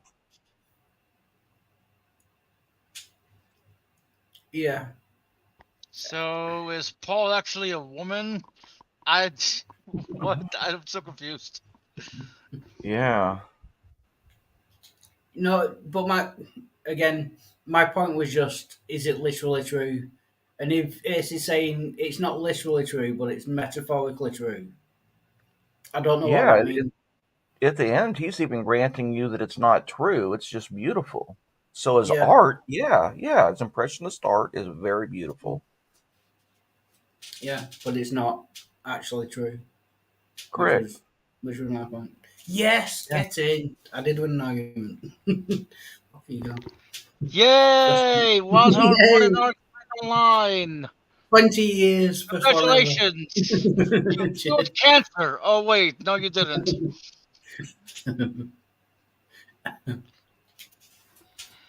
Feeling brings us in closer to the discussion. I'm entreating you concerning my child, whom I begat in my bond. So how long was Paul in prison? I don't know, a couple of years? Did he have a son, a baby, while he was in prison? No, Onesimus came to visit him, and they had such a close relationship together that and maybe we can say Onesimus was actually converted to the Lord while he was visiting Paul in prison. And that's why he can say, in a metaphorical way, There's just one more bit I want you to see. Ace pauses. I say something like, so we can both agree that the Bible isn't literally true. And he pauses a couple of times. I just wanted you to see that. I think that's quite interesting. I mean, wouldn't it be fair to say? Okay, I guess you're playing the video. Never mind. No, go on in now. Sorry, I paused it. No, I mean, wouldn't it be fair to say that not everything in the Bible is true? I mean, there is some history, from what I know, and there is, there is use of actual places as the backdrop for stories. So to say the Bible is, is literally not, it's not literally true. It's just like, it feels like throwing the baby with the bathwater. Maybe I'm I get wrong. what you're saying. No, I get what you're saying, and I agree. But there are some Christians, I think Jill included, if he's back, that say that the Bible is literally true, and it's and just those Christians need their head examined. Yes, I went there. Yeah, but that was my only point. So any Christian that says the Bible is literally true is just clearly wrong. That's the only point I was trying to make. But I don't know whether Jill's back or not, but I think he is one of those Christians. So I'd like to hear his thoughts when he gets back. him in my bonds while I was in prison. Onesimus, who was once useless to you as a slave because he was probably a runaway slave, who was once useless to you, yet now is useful to you as well as to me, whom I send back to you. Him. This means my very compassions. Do you see the love here? I'm not questioning whether it's a lovely passage, whether it's a beautiful passage, whether it's a useful passage, whether it's just a brilliant piece of literature.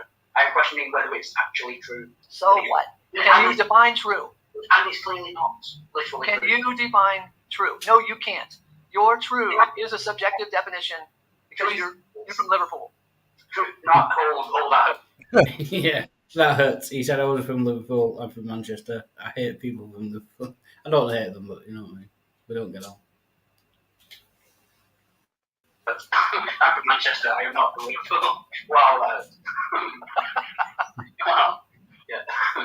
No, but I can define truth. Truth is what conforms to reality. Were Paul's feelings real? his feelings were real, but when he says that he has a child when he doesn't have a child, Were Paul's feelings about Onesimus real? that does not, his feelings were real, but that does not comport to reality. If someone says they have a child and they do not have a child, how does that comport to reality? It doesn't, does it? Wildheart, I love you. You are my child. I've spent many hours with you, giving birth to you. Again, Oh. on a metaphorical level. Okay. Father You know what? Ace. I completely believe that Ace is your father. Okay, Ace is your father. He's like 80. I don't know his age. Okay, but I'm your father, What the beard? Warlord, I am your father. Darth Vader. No, it's not true. Look at your Ace heart. Vader. You know it to be true. Yes, That's funny. yes, I am. Oh, and Jill, you're back. Have you been watching? Yeah, I've been watching Ace destroy you. Okay. Oh So, Lord. so would you say that the Bible is literally true? Literally true. It's the Bible literally true. What does that mean? Is the Bible literally true? Is I'm a everything in student the of Bible, Shakespeare. What does that mean? Literally true. is everything in the Bible literally true? There are When it parables says, in the Bible. No, there are parables in the Bible. all right. You know Oh, what? shit. You know what? My respect for you went up a little, Jill. That's good. Yeah. There are parables in the Bible. Now, the parables are meant to tell a literal truth. Well, But yeah, obviously. I can tell a literal truth by using grapes, No, you're misusing by the word using literal. birds, It's by a using symbolic truth. people Yeah. that don't exist. I can tell you a moral truth, which is literally true, but I don't have to use real people, places, and particulars. No, go on, Hillibers. I think you're onto something there. Yeah. When So when- the answer when to that you're is saying, when you're saying a parable is literally true, when it's clearly a made up story to convey No, a literal truth, then that means right. it's not literal. No, That means it's not literally true. Here's how I would answer that. Here's Oh. how an English ELA student would answer that in the 5th grade. When the text is attempting to use metaphor and simile, it's not attempting to be literally true. It's attempting to use literary devices. When it is attempting to be literal, this person lived in this land at this time, or historical, we could say, then it is historical or literal. Right. So the author has the right to use literary devices if he chooses to. All authors have that right. So to ask is the Bible literal is a nonsensical question. It's all not text, a nonsensical question. It is a nonsensical question. Is it possible to write a book that is entirely literally true? It's called a history book, but the Bible has different genres. The Bible has history, it has poetry, it has... I'm not talking about the Bible. I'm not talking about the Bible. Is it possible to write any book? I just answered that. It's called a history book. Yes. It's called a history book. Yes. Literally true. Or it's called a history book. So when you said... Yeah, I so think when more you, science than history. Or a science book. Yes. So when it's you a said... history, science, yes. So when the Bible you said has... that, so the when Bible you said has that, both. It has genres. It has different genres. So when you said that my question was nonsensical, and I asked, "Is the Bible literally true?" You agree that it's possible to write a book that is literally true. So my question wasn't nonsensical, was it? I'm asking, it's possible Yeah, it was. to write. It's possible to write a book that's literally true. I'm asking, is the Bible one of those books? That is not a nonsensical question. So is the Bible literally true? Yes, it is literally true. You're asking a different question. I can use. Hold on. You're asking a different question. It's not, if it's literally true, I can write a story using metaphors, using imagery about 9/11 that's literally true, but I am using literary devices. Do you not understand the difference? This is 5th grade ELA. Yeah, but if you're using literary devices like metaphor, right? But it's still literally true. Did planes hit the building? Did planes hit the building? Did planes hit Bits the of it. buildings in New York City? Literally hit Bits the of it. buildings. But once you use a metaphor, that makes it not literally true. Do you know what a This is the metaphor this is? is Great Well, Britain not education, according, right here. not This is Great according to Britain education, everyone, right here. Joe. You know, not to go down that road, but not everyone. Never mind. It's literally true that the buildings hit, that the planes hit the building. But to describe that event, So I where can use where is the literary metaphor? devices like metaphors, So where like is the But at that imagery. metaphor? point, it's literary and not literal.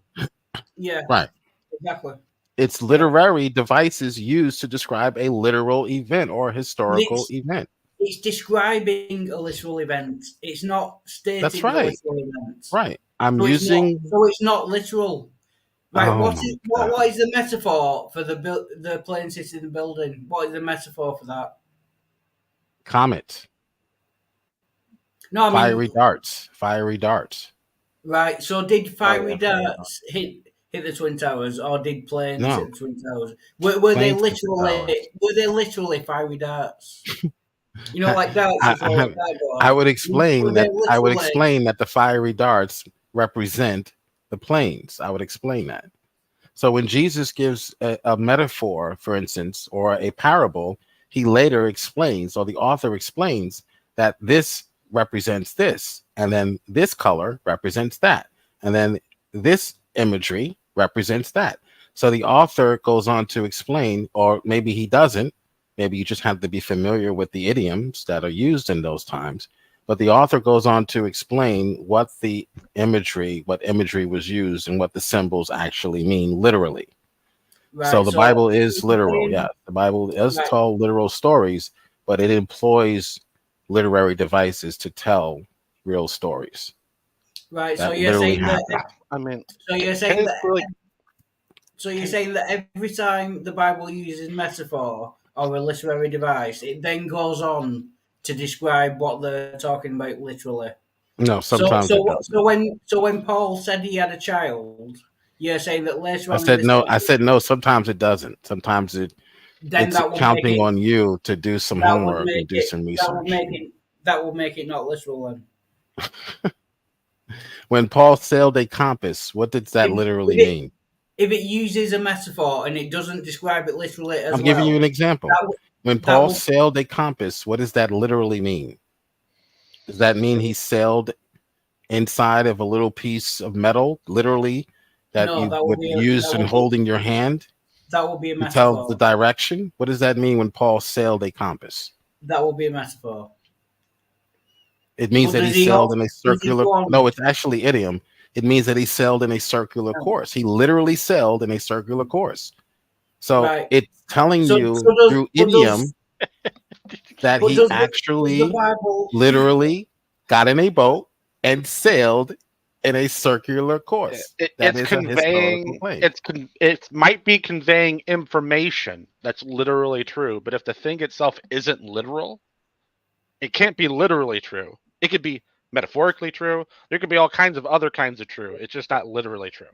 There's no Yeah. such thing as metaphorically Yeah. true. The metaphor is it's a when a device. metaphor is conveying true information. Yeah. A metaphor is a device that's used to convey literal, true, or historical information. Thanks for Yeah. repeating what I said. Yeah. No, you, which would make it metaphorically true. metaphorically true. That's Yeah. nonsensical. It's a metaphor that's conveying. A literal Literal. truth. Yeah. Okay. Okay, that's It's right. not. It's not saying the literal truth, but it's conveying information that's literally true. Right, and the author has that right to use idiom, to use poetry. That's the author's prerogative. God is not a boring author. He's better than Shakespeare. You should read him sometime. No, the Bible's like He's- terribly he's- written. Especially the Psalms. It's wonderful, some wonderful Psalms there. It employs a number of literary it devices. seems. Look, it Sorry, I'll be right back. that's fine. It seems insane to me, to say that the Bible is divinely written by God or divinely inspired by God. Yet, as Sir pointed out, it's written like shit. Now, In your opinion, okay. In your let me opinion. finish, Gil. Let me Okay, finish. I'm just pointing out that you're giving your opinion. Okay, literally. never mind then. You're giving your opinion. Just We don't talk really over care. midnight. As Yeah, someone who voted for Biden, we really don't care what your opinion on literature is. Really. Oh, and disagreeing with his opinion vote is for just your Biden. opinion. So what? we voted. really don't care I what your never opinion on voted. anything is, especially I the never art. voted. You I guys are the never worst when voted. it comes to the I art. never voted. Go and to I some of your never voted. galleries. Your You galleries hear are me? disgusting. It's Ugh. not even art anymore. So why Jill, should it's we your trust gallery. what you You're in have New to York. say He isn't. about art or poetry when your art Jill, galleries exist of I men never walking around with no voted. clothes on? You call that art? Wait, Okay, I'm not the one why are you bringing up irrelevant shit? You call that art, Just but wait a yet second, Jill. throwing some paint What against does the the wall. Lord say Oh, about look, bearing Jill, false it's witness? abstract. It's abstract. Jill is projecting so hard. The contemporary art is garbage. You Oh, he's triggered you now. guys He's couldn't gonna keep light on a, you going. guys couldn't hold a candle Yeah. up to the I'm ancients. sorry. I'm sorry. You guys put No, together. let him get done being triggered. Let him get done being triggered. You glue a soda cans to the wall and call it art and charge people $20.39 to go in and look at it. You guys couldn't hold a candle to the book, to the ancients. So why should I respect what you or Serb have to say about the Bible's artwork or the Bible's poetry? Get out of here. Go vote for Biden. Go vote early. Do us a favor. Go vote early. Go vote as many times as you have to. No. Let him As keep you on being need triggered. to. Sorry. It won't make a difference. Trump 24 and beyond. MAGA country. This is MAGA country. We're taking over. Let's see how far you can go. Oh, he's done. Okay, he's done being triggered. Jill, just to let you go ahead. Yeah, just to let you know. First off, disagreeing with his opinion is literally just your opinion. And secondly, what does the Lord say about bearing false witness? Well, liars won't make it into the kingdom of heaven. Oh, you got real quiet on that one. Okay. Can I finish my point now? Yeah. I still have to finish it. Okay. Now, everything I said, like it's insane to me. That you could think that it's divinely written or divinely inspired. Now, due to all the issues that are in it. Now you can make the argument. You can make the argument that God is like, you know what? I'm gonna play a trick. I'm gonna play a trick on these mortals. It'll be so funny. Like it'll be so funny. It'll lead to years, to years of death and destruction. Them fighting over me. Ooh, I'd be so glad they're fighting over me. It's it's the whether whether one group is right or not. Right, Jesus? Yeah, God. It'll be so. Like it sounds like insanity to me. I don't give a fuck if you don't like my opinion, or you say, "Oh, go vote for Biden." I never voted the last time, asshole. Okay, I'm still getting sick and tired of you. Anyways, I'm done. I was enjoying it. Yeah. I enjoy it when Joe goes against the words of God. I think it's great. And I thought you were gonna say you enjoy when midnight lets loose.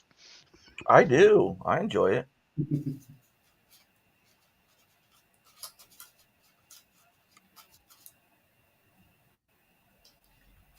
Oh, it's jumping away again. I love how triggered he got. Like he went on a 20-minute tirade of saying, "Oh, you voted for Biden. Oh, you think art is just what the fuck?" It had nothing Yeah, to do it was a lot of with projection. I know. Holy shit! I need to make a GIF that's just like I couldn't make it red because I don't want to give people Caesars, but some flashing color, maybe slow flashing. That's just it's like warning Jill triggered every time he does it, so he can just. Yeah, that'll be good.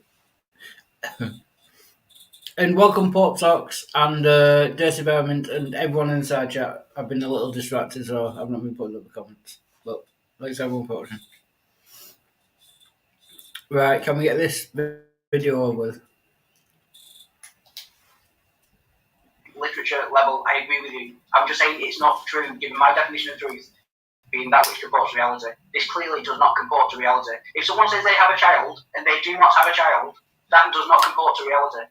If somebody were forced to write in your style to make every goddamn sentence and half a sentence and word be true and factual and provable, it would be the most boring and long-winded thing. You'd never get to the end of it because you'd have to explain everything. What do you mean by goddamn. right now? Yeah, What do you he's mean by not apart? there. What do you mean by from? What do you mean by your opinion?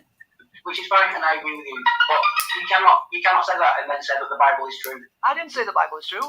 So you don't believe the Bible is true? I believe the Bible is wonderful. Yeah, I agree with that. It's a wonderful work of literature. I don't have a problem with that, but it's not. We both agree the Bible is not true. Can we both agree on that? I don't know what you're talking about. The Bible is not true. I found many things true in the Bible. So, yeah. So, is it just me, or did everyone see that? I asked him, "Is the Bible true?" And he said, "I've never said the Bible is true." And then I asked him if the Bible is true, and he said, "Yeah, the Bible is." Ace true. is not a Christian. He only believes Paul's writings are true. So you have to have that conversation with an actual Christian. Oh, Yeah, when that's not you you, find, Jill. That is yeah, not you. Jill, I don't believe for a minute you're an actual Christian. So yeah, Jill, when you find it, Yeah. when you find an actual Christian, I take your opinion about art the same way I do about Christians. I think we just agree that it's not. who? I found Why many you things that bring? raise it up. Yes. As SHIT. The Bible is I mean, at least Ace believes his God exists. Well, yeah, right. And also, Yes, why God you exists. Bring, why God you bring exists. Oh, good. art? Okay, great. Literally He's not the nobody- primary fine. thing. Yeah, As God far as exists. I know, nobody in Great, this there we stream go. brought up art. Like you said, it's like you just bringing something that has nothing to do with the conversation. Oh, at least why should I trust you because of the way you view Well, art? the thing is, Jill is in New York. Yeah, Jill's in New York. None of the rest of us are. So he must be a big Maple Fork fan, where they have like, pictures of the crucifix inside of urine. I mean, if we want to assign Who people told you value, that? then Who told you guess that I we was do in that New too. York? There we go. Yeah, who told you that? I believe that you've said that previously. I didn't say New York okay. City, just New York State. Yeah, I don't know where you heard that, but go ahead, continue lying. I believe from you. Hey, Wildheart, real quick, could you full screen me just for a moment? No. How can I lie about my beliefs? Okay, you heard it. Jill doing a lot of accepts. projecting. Jill now accepts that his God exists. I'll put it over here. I'm not so sure he really does. I think he's Yeah, going to say he exists as a metaphor. Oh, yeah, that would be great. I would love that. yeah. Jill's God is just Yeah. a literary device. Yeah.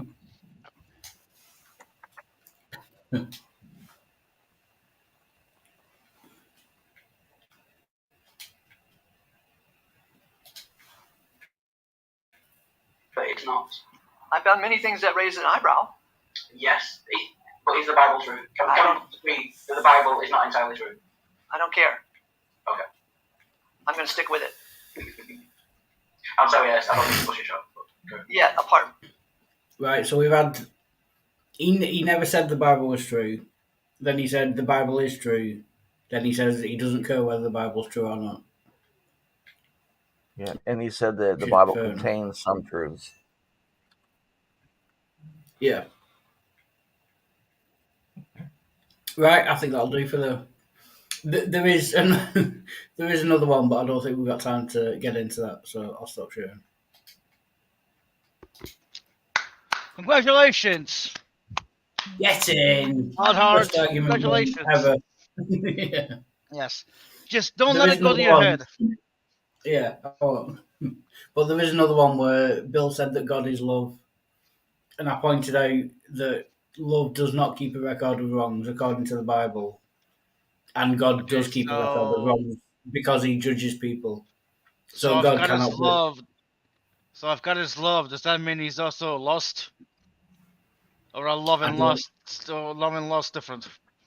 Yeah, they're different. I don't know. But okay. God is love. That means he's every form of love. That means he's obsessive love. He's romantic love. He's insane love, which I guess is the same thing as obsessive love. But Okay, yeah, that's that. Now we're just getting into what the English word love means. If we go into the Greek, we could say like he's agape or he's this or that. well, no, I'm saying I'm saying that if God is love, then he's also the different types of love. No, Yeah, but the point, English is not the best language for discussing it. It's correct. no, but the point is, the Bible describes love. It gives a definition of love, and it also gives a definition of God, and the two are mutually exclusive. So God cannot be love. They are According- contradictory. Yeah. just according to the Bible. And welcome, Yeah. Dirty Ram. Good to see you. Hey, I saw that stream you had where you proved that Yeah. God isn't love. I thought that was an excellent argument Yeah, because cheers. you showed one verse says love is love doesn't what did you say? It doesn't Keep a record keep of wrong. a record of wrong. Yeah. Yeah, God. And what was the other one? That love isn't jealous. Yeah. Yeah, God is a jealous God. Love is not Right. jealous. It says it all over the Bible. He's jealous. Therefore, God cannot be love. Right. And They're so not where do equal. we find that God is love? It's in John, I believe. I think it's in a lot of places. Yeah. So I mean, we can just toss out the book of John, at Mhm. least. I don't A lot think of we can people toss out do, the whole yeah. Bible. And what's that little chart you got there? I saw that before, but I was like kind of interested. Like, how does it work? Oh, You so it sort of shows the issue with presuppositionalism in Christian apologetics. yeah? Well- Can you like give me the test or through whatever? it. How does it? Oh, okay. Where well, do I mean, fall on this chart? Okay, so let me move this window and bring this other window up so I can manipulate it here. Let's get rid of Joe's guy because he honestly really doesn't believe God exists anyway. Right. So what you have here is a dichotomy. You have existence.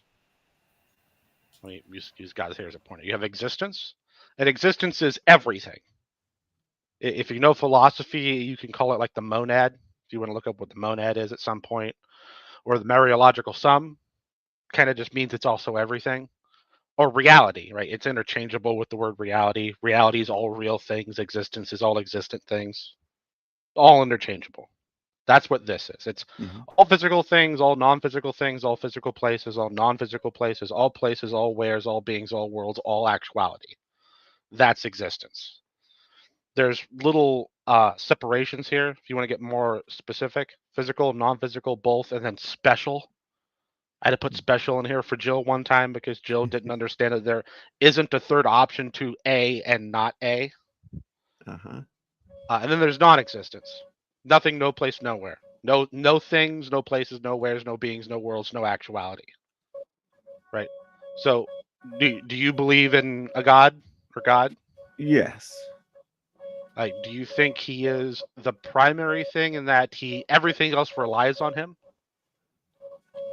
I'm not. I don't know. What do you mean by that? So, for example, Jill thinks God is the foundation for everything else. Yeah, like nothing else exists besides God or something, or like Jill outside of God. Jill thinks God, logically speaking, is the beginning point, and then everything else comes from that. Yeah, I don't know if I agree with that. I mean, well, then you probably don't have a problem with this chart. You're probably perfectly fine with this chart.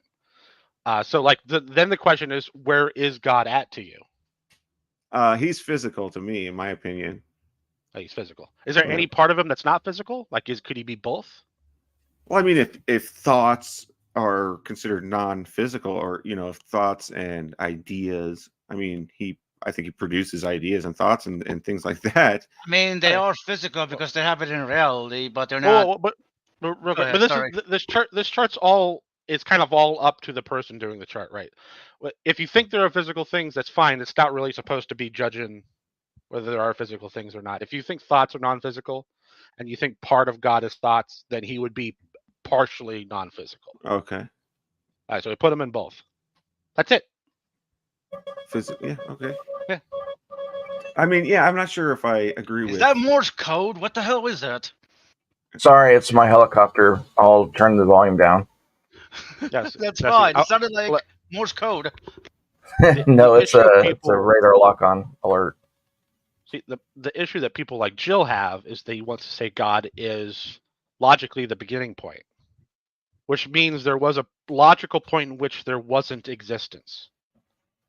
So when I get rid of Right. existence and then I ask Jill, where's God at? Not existent. So Jill thinks logically, he won't say it if you ask him directly, but when you walk through the logic with him, he will put God in the non-existent category.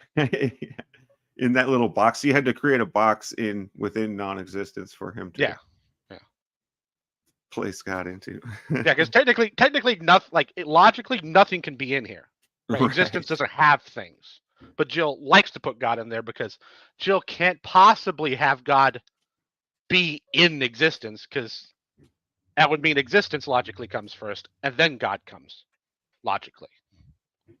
Okay. So where would we put time on this? I think I would put it in non-existence. You know? Well, it depends. So you have, like, let's say God's creation here. Would you say time is God's creation? Well, no. I mean, I don't think so. I think time doesn't even exist. It's just like a measure of motion. You know, it's just like an inch. An inch is a concept and it measures distance. And time is just a concept, it measures motion. Okay, so like on this, let's imagine this isn't creation; it's just time. What I would say is, if that's what you thought about time, where I would put on the chart, where I would put it on the chart would be, well, the concept is real, what it's describing, like the motion, is real, and the word's real. So everything about it is real, except for it's not literally what we're describing. Yeah, I guess if you've got all non-physical places and all non-physical things in the existence, then I guess it would fit into existence somewhere. Yeah. Yeah. Well, what I'm saying is that there is no part of it that that's in non-existence. It's just that there isn't literally a thing like that. We're just using a metaphor or language, and we're trying to encapsulate something. So like it exists in a sense. Yeah, because I Just guess not- it's kind of an idea, or it's a Yeah. right. So okay. like Harry Potter exists in that Harry Potter's a character in a book. Okay. Yeah. Like that. Right. Okay. That's it. Cool. It's I that like simple. that. Yeah. Is Jill still on the panel? You have to put him through this test again. Oh, Jill's been through this like probably He like just 20 can't times. get it right, huh? Oh, I'm in. 20 times. One night we went at it for like 4 hours straight, and I had the chart up, and we were just talking about it, and I was just moving God back and forth, because then he You're would right. logically imply God I think didn't I saw exist, that, dude. and then he would imply he did exist, and then he would imply he didn't exist. Well, because he's going to say he's not physical. There is no physical properties of God, is what I think Jill will say, right? He's not a physical being. He's invisible. He's spirit, or Well, that goes into the two powers. I wonder what Right, but Jill that would said put about God that. here. But Jill needs God to be before existence for some reason, Uh-huh. which would then force God to be non-existent. Well, he's going to say, well, he was always there. There was Yeah. no before his existence. Yeah, we did that. And I explained to him that So then there's God, nothing before Well, his existence. well, Well, you you know, could- I would agree. Existence would then also be eternal along with him. Well, I guess I suppose you could make the argument that that our universe exists in there's existence, there's God, and then there's our universe. So, Well, yeah, you it's- could say creation would be like our universe. I don't have one that's just labeled universe, because this is for Christians mostly. It doesn't make much sense to ask an atheist where God is. Yeah. Yeah. In the figment of imagination. Yep, he's in my house. Wait, I have no. a different chart for atheists. I have this chart for atheists. Okay, what is this about? This is I walk atheists through these series of questions, and I can manipulate the check marks to check them down to keep track of them, and essentially, and then we put the properties of what a god would have in order to be what something would need to have in order to be a god. Huh? What do they usually put in there? I think probably the same things the Christians put in there. He has to be omnipotent and omniscient. Right. And Well, this is where it gets tricky because I ask questions like, "Is Zeus a god? Like, if Zeus was real, would Zeus be a god?" Usually, they say yes, and Zeus isn't omnipotent, right? He's not all powerful, so that they can't come to the. Basically, it walks them down a path to where we keep track of all of their beliefs across the board on what a god is. And usually when we get down to the end, it turns out there are things that are real that I can point at that has the properties or even has greater properties. And then I go, well, then you're not an atheist, actually. I think everything on the right side is pretty much correct, except for the last 3. He's not all knowledgeable, all powerful, or omnipresent. I don't think. Yeah. I don't know what That's fine. maximally powerful means. Does that just mean the most powerful thing? Okay, I think like that's true. That's what a lot of people that go, well, God's Like not all 3 powerful. powers there. All power, maximally power. Yeah. How many 'cause powers do you need? Like Zeus. Jesus. Well, the thing is, like Zeus is superhumanly powerful, and then the classic like omni god is all powerful, and then some people realize that version of all powerful has some logical contradictions in it, so then they go maximally powerful. That's why they're all in there. Yeah, that's where I would stop. Maximally powerful. That's good because, like I said, there's logical contradictions with all powerful. At least Right, as it and normally all is. knowledge and all Wait, omnipresent. what's the contradiction with all powerful maximum? That Can God make a rock so big he can't lift it? Well, if he has all power, clearly he can make a rock as big as he wants, and clearly, if he's all powerful, he can lift any rock. Well, yeah, but he can So also then still they- choose Well, not to here's- lift it. here's- Yeah, here's but the- this is not about a choice thing. This is about just an ability thing. Yeah, it's impossible for him to make a rock. Well, that's choice too is big. also an ability. Well, here's another question. Can God split himself into 7 billion people and make himself mortal? Yes. Well, remember, the atheist mind is seared. Their conscious is seared. Ooh, Jill, you were So coming in Whatever hot. the fuck when- that means. An atheist, like William Freeman, for That was example, loud. he thinks that lying is an ability. That's how seared his conscience is, or something to behold. So when God says he cannot lie, him and Richard Matheson say, "Look, I have a something that God can't do." Well, where does it say God can't lie? Look, I could do. I have an ability. I that mean, God hold doesn't on, have. Jill. It Why would would be you better want to to have that say ability?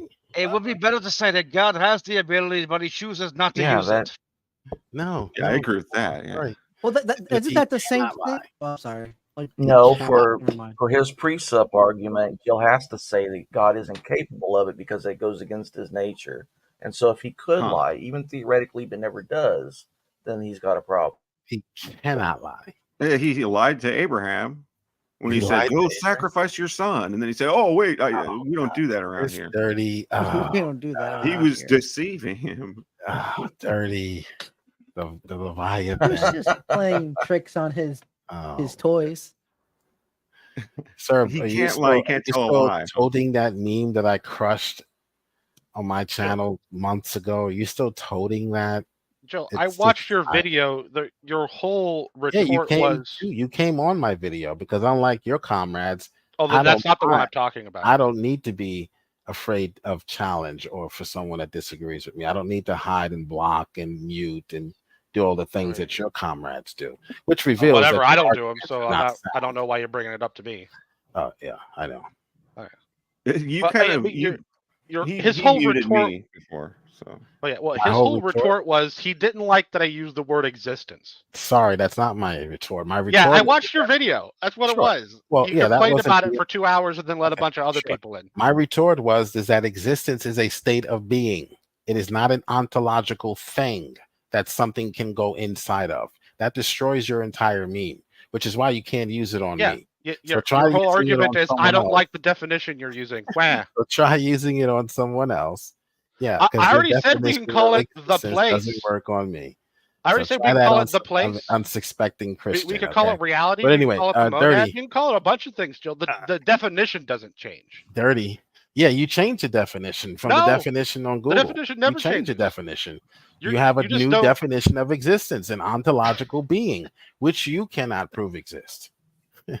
What, So you don't your think- God whoa, of real existence quick, doesn't real quick. exist. Google is Because you all can't Jill, prove is your reality God real? is an ontological being. Jill, is reality real? People are in reality. Is reality real? is a state of being, sir. Jill, is reality real? is a state of being. It's not like that thing crawling Just say on, yes or no, on, Jill. on Dirty's It's a simple question. on Dirty's icon there. That is a thing in Yeah, okay, is reality real? That is a thing in Is reality. there reality? Because it's a state of being. It's See- not see an how twisted ontological his mind creature. is, Dirty Margaret? My name is reality. Oh, you must exist in me because I am existence.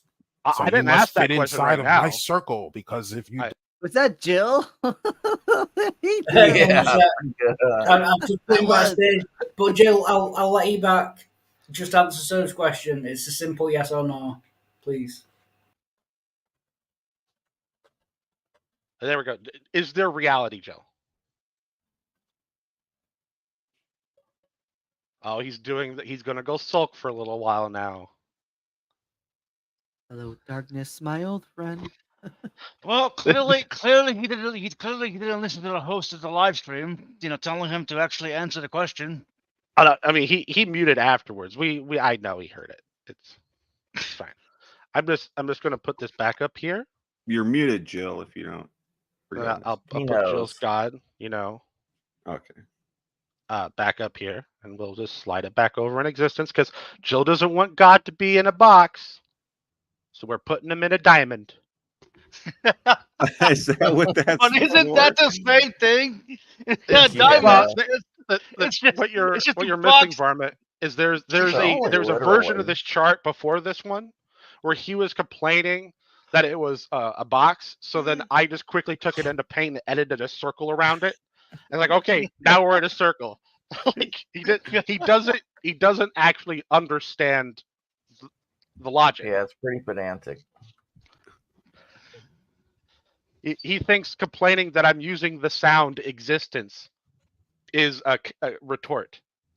I Yes, could say yeah. I could say it's plop plop. This is plop. It's plop plop. Here's the definition of plop plop. Where's God at? Like everything else stays the same. He just doesn't like the sound, and he thinks that's a counter argument. That's what I was gonna say. I don't know if you touched it already, but if God's in existence in a location like itself, wouldn't that be? Because he's called the existing one, like the only existing one. So does that mean he's also like a location within himself? Because that's hard to say because his vastness. Well, yeah, I is mean, you could have weird. things inside of him. I don't see why not. But see, here, Oh, it's very yeah, convenient. weird one. There's a spot right up here where it says God equal to. That's God there. equals existence. Yeah. But then Then you can't be Okay. a Christian. But then yeah, it's not physical and Well, he is kinda like he would include all physical things okay. and all non-physical things. He would whoever would say this would be some kind of pantheist. Pantheist No. So like it's to me, I see it because it's the same way like a solar system creating. Like then it would be all the planets. evolution. Well, that's just the thing about it because those planets they may be a part of the solar system, but then like it's like the Earth isn't a part of isn't the sun, right? It is Yeah. the Earth. Just like God would be the sun and we would be the Earth in that regard. Well, that wouldn't put God. That's as how I equivalent see to it. Sorry if I'm existence. getting loud. No, that's fine. But that wouldn't put God as equal to existence. If we're using the solar system as a metaphor, God would be the solar system. Yeah, yeah. And then you would have all the stuff inside of it. So God would be the universe for him to equal existence. Yeah. It would I be, guess I'm trying to put it for a outside. I don't pantheist, wanna- Yeah. he would be the universe for a pantheist if there's nothing else besides the universe, and then if there's other things beside the universe, and you put God up there, they would be a panentheist. Right? They're in that general area. Right, that's the one. And I explained that to Jill. Like, this was an out. If you didn't want to say that he's in existence, then he's. but that equal would to be the same existence. as evolution, I think.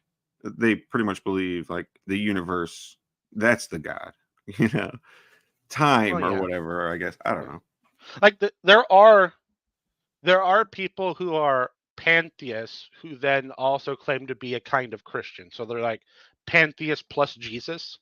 What's a pantheist? It A means there's like a pantheist- pantheon. No, but those are No. there's Okay, there's okay, what overlap is it? in the sound being made. But a pantheist normally is someone who thinks the universe is divine, is the divine thing. So the Oh. And universe we're is also, God. and we're also, because we're part of the universe, we're also God. Yeah, what I we're mean? like a small part, a small Yeah. piece of God. Everything would be a small piece of God. Interesting. Most of them aren't Christians. And There's then a divided small I'm subsect certainly that are. not. But if God Which is made a- everything, then it would still be kind of similar. But then you get into, are you worshiping the creation or the creator? Right. Yeah, I mean, are why you, can't And you do anyone who both? says God is omnipotent, that's exactly what that means. If he's omnipotent, or I mean, omnipresent. yeah, if you're let's say If you're omnipresent, then you're basically a pantheist. well, Like if he's Maybe. everywhere at all times, then maybe that's don't- kind of basically what that is. Yeah, it seems like. yeah, I don't think necessarily, but I think if most people that would say God is everywhere, Yeah, I wouldn't say that. No, that's Yeah. location. You'd have to say Oh. that God is in everything, and then you could be a oh, pantheist. okay. Well, isn't location? No, if location, he's- like you mentioned about time, is just a measurement. Yeah. I think there's overlap. Existence. I think there's overlap Oh, there. but Service is God. people don't know what's going on there. I exist because What are I'm you laughing existence. It's Jesus, Jill, that's a good voice. Damn. Oh, You do she voice didn't acting. Is he hear. doing Batman? Laughable. I don't There you know, go. but I like Quite it. laughable. Spooky. I am Black Man. He sounded white for a second there. I sounded white. You're a racist, dog. Ah, yeah, I'm sorry. Racist. Blame me. It's the color of my skin. It's okay, Jill. You can keep your God over here in non-existence. It's fine. Oh, okay, yeah. Yeah, right. You could keep your God over here. My name is existence. I'm a being. I exist. I just like to put out the subtle like white and black in the display. How non-existence black and dark and void. Yeah, so Or- his God So void. is white because it's got the white background. As Existence everything is inclusive, right? service God. It Well, no, tolerates nothing. I A went with state that of being because is of your God. A state of being is your God. well, no.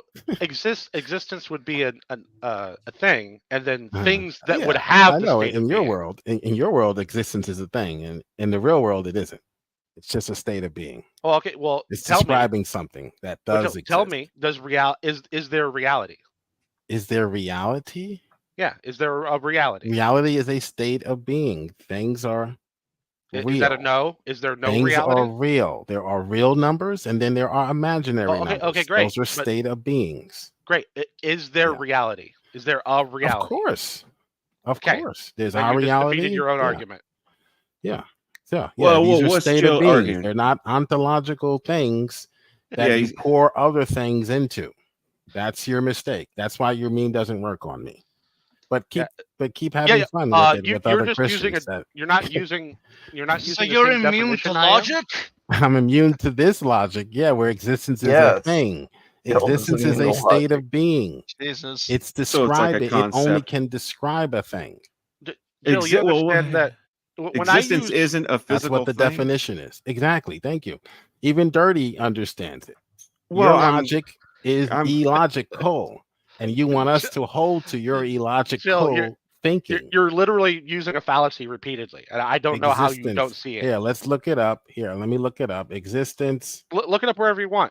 I am the using fact well, or I am state of using the living sound or having existence. object reality. That is describing a state. It is not in and of Jill, itself we already a looked this thing. up. Okay, and yeah, it's one like of a the category or a definitions concept. Is what I use. She helped the company stay alive when its very existence was threatened. Existence helped the company stay alive when its very existence was threatened. That's your logic.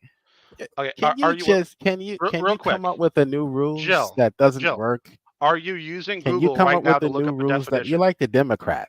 We're gonna go through it. You're gonna look foolish, There's Jill. nothing to go through when you start out. Are by you using creating Google for your by making definition? existence ontological? You've Are already you- lost. Are Your you meme using doesn't work when you Google start for your out definition, with a Jill? definition of existence. Okay, that well, I'm doesn't gonna go through it exist. because Jill's There you just going go. to try and Pun hide. intended. So when you Google existence, All right, I'll be right back. Yeah, go be right back. So when you Google existence, Jesus. the bottom definition listed is all that exists, which is how I'm using it. So it's literally right there. Jill just doesn't want to read it. Second, Jill's using a giant fallacy, right? Because I'm using existence in one way.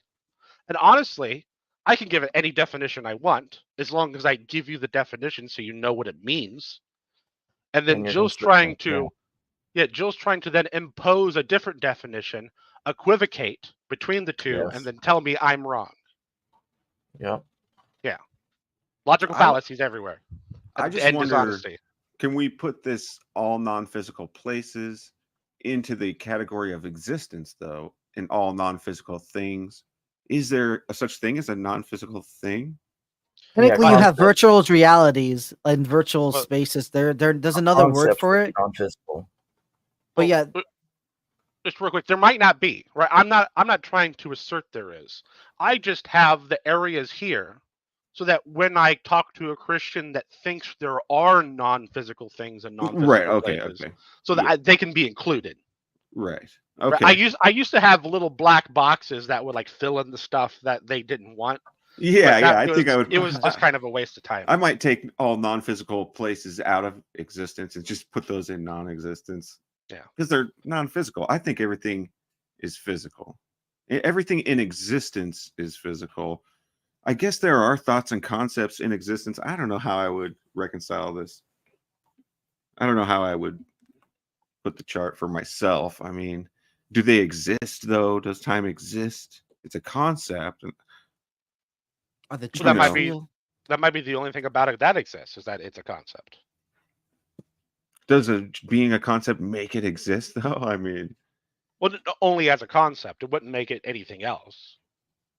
it couldn't Right, take on any okay. other form. right. Yeah, interesting thoughts. Yeah, just like Harry Potter isn't walking around; he only exists as a literary character. Oh yeah, in our imagination. Yeah. So I would put Harry Potter in here, and I kind of go back and forth on non-physical things and physical things. So I mean, one year you might ask me, and I might put Harry Potter in non-physical, or both. Yeah, like for me, when you Right. say does Harry Potter exist, just naturally I'm like, well, no, he doesn't exist. Yeah. He must go in the non-existence category. But you're right, he is a concept or a thought or an imagination. Yeah. So Because anything that you're imagining that you would put in the non-existence category is something that doesn't actually exist. There's nothing for you to point at and say that thing, but it's in non-existence. That doesn't make sense. Yeah, because everything that you could imagine would have to be in existence, and Yeah. I just don't think that that's really correct. Like the spaghetti monster. Does the spaghetti monster exist? Well, no, No. but The concept only does, in our so. imaginations. Okay, yeah, Yeah, because there is no spaghetti monster flying around. yeah, okay. It's just the concept of it's- the spaghetti monster. Unless it's some really mad, ingenious Italian, infused with spaghetti. But you can't literally put the actual spaghetti monster in non-existence, because then there would be something Then what are in we talking non-existence. about? Yeah. Where does spaghetti come from? And so then you look and go, well, yeah, that's because there is no literal spaghetti monster to put anywhere.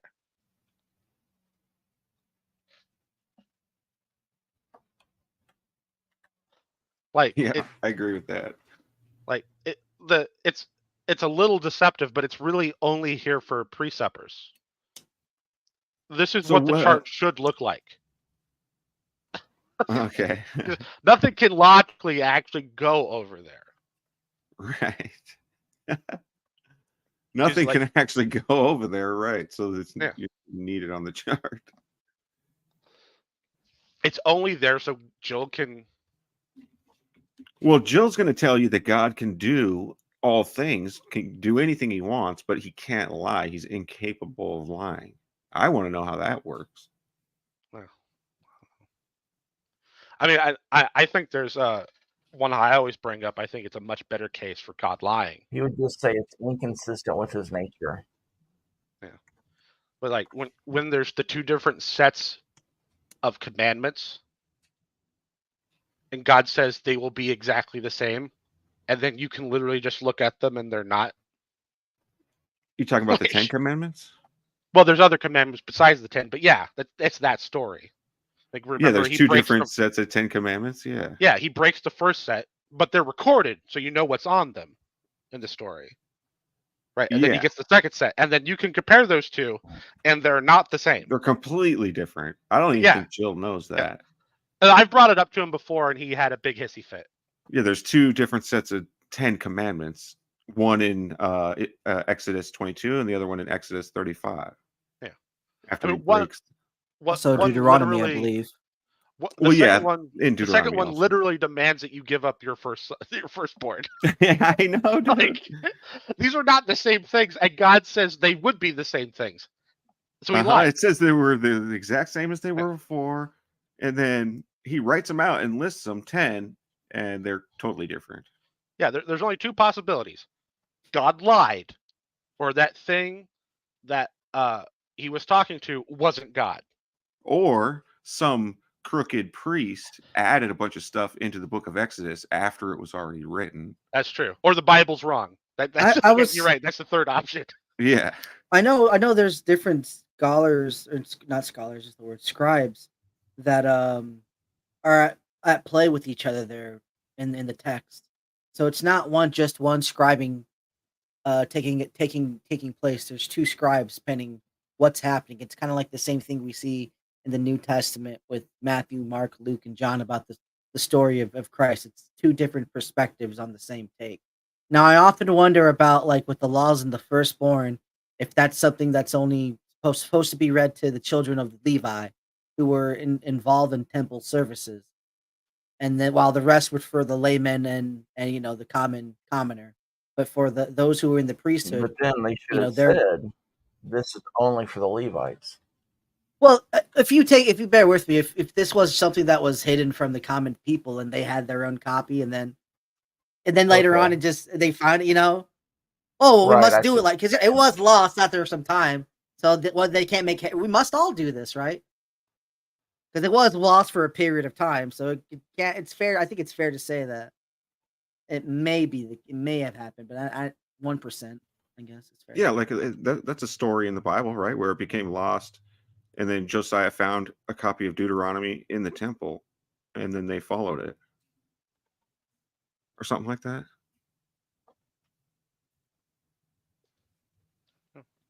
Yep.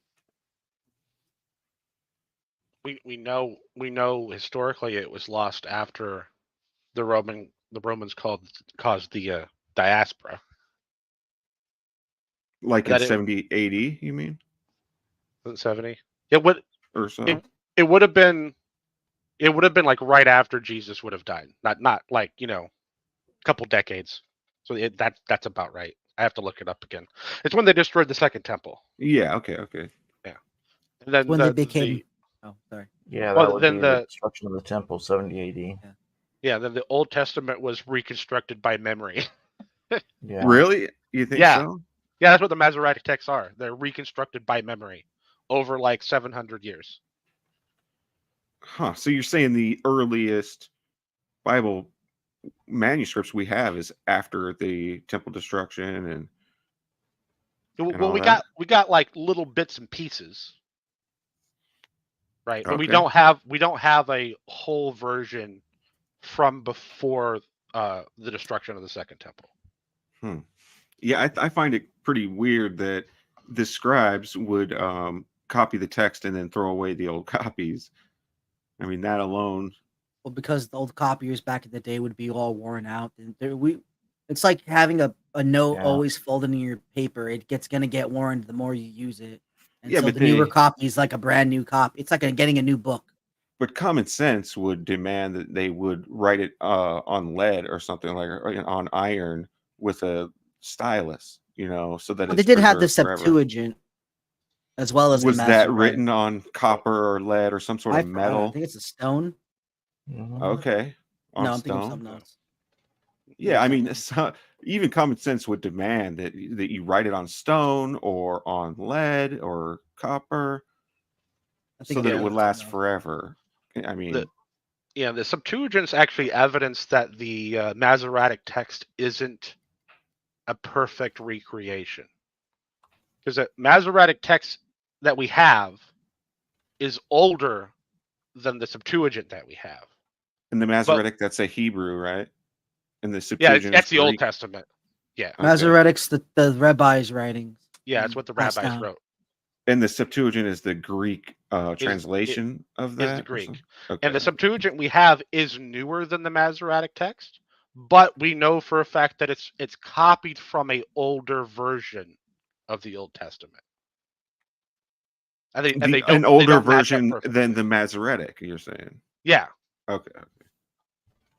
Huh.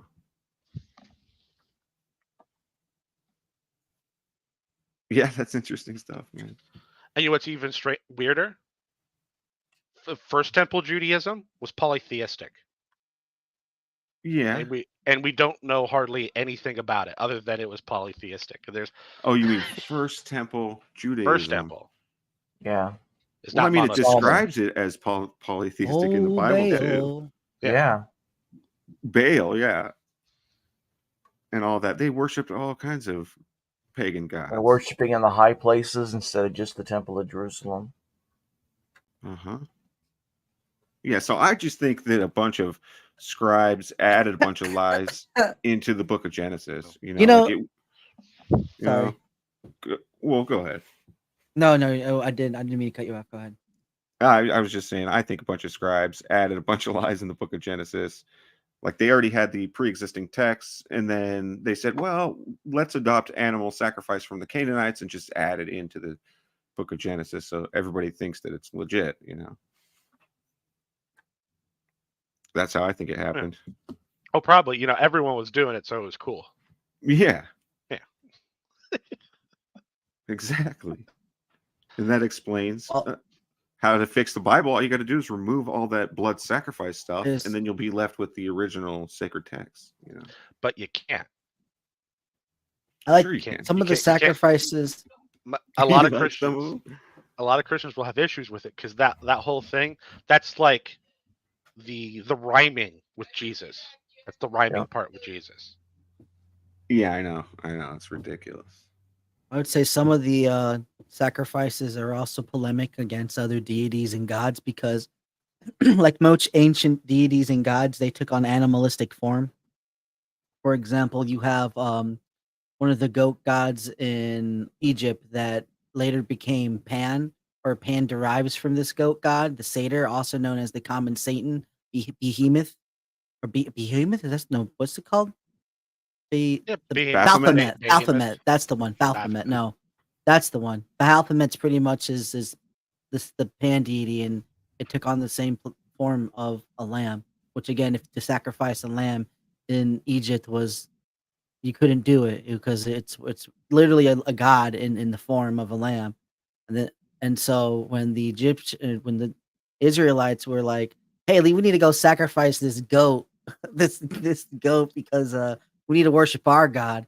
There's a big fuck you to the face of the other god because you're killing their image. You're literally sacrificing their image of the other god and saying a big to our god. Fuck your god. Our god's the most high god because he doesn't need to be represented. This is why, when the golden calf is coming from when he's up on the 10 Commandments, he's like, your people are doing the atrocious thing. I must go to them and destroy. And there's a lot of animalistic polemics I think the sacrifices also go into from that point.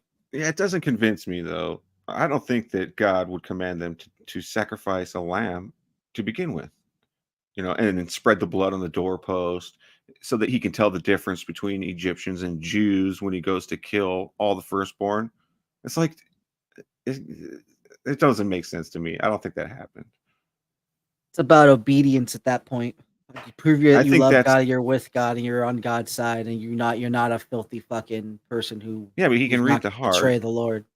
He doesn't need to. He can read the heart. Apparently, well, that's the whole thing. Yeah, if he reads the heart, then those who do love him are going to do exactly just that. To spread the blood on the doorpost so that he can tell the difference between Egyptians and Jews. And why would he need the blood? Well, it's not him. Well, it is him, I guess you could say, but it's a form of him that does destroy, right? Yeah, it is him because there's the Bible even plain out says it's him who does it. Right. Yeah, it's kind of weird that he doesn't know who's who. Like it was probably like some sort of angel or something, because like even when God destroyed Sodom and Gomorrah, the angel was like, you have to get away really fast, otherwise you're gonna, I can't hold it off for that long. I can only hold it off for a certain amount of time, so you have to get the hell out of here really fast, And so he's limited in ways. It seems like the angel or whatever was limited, so maybe this angel couldn't tell the difference between Egyptians and Jews. He needed the blood to tell the difference. I don't know. I think that was the blood god. Always the blood god. About God, not the blood he just god. murders firstborn. But also again, it's like baptism because you're slaying the land. You're showing your allegiance to this god and not the false god. Because remember, they weren't able to go out into the wilderness, so they're performing the sacrifice right then and there. So by the sacrifice, they're able to grant their freedom from the deaths of all the firstborn that are rightfully God's. Yeah, which is why he believe. I believe in the that false god. Prove me wrong. I think a bunch of corrupt priests came in and added that 10th plague into the Exodus story, and the real 10th plague is the parting of the Red Sea. And that's what the real Passover. The Red Sea a plague.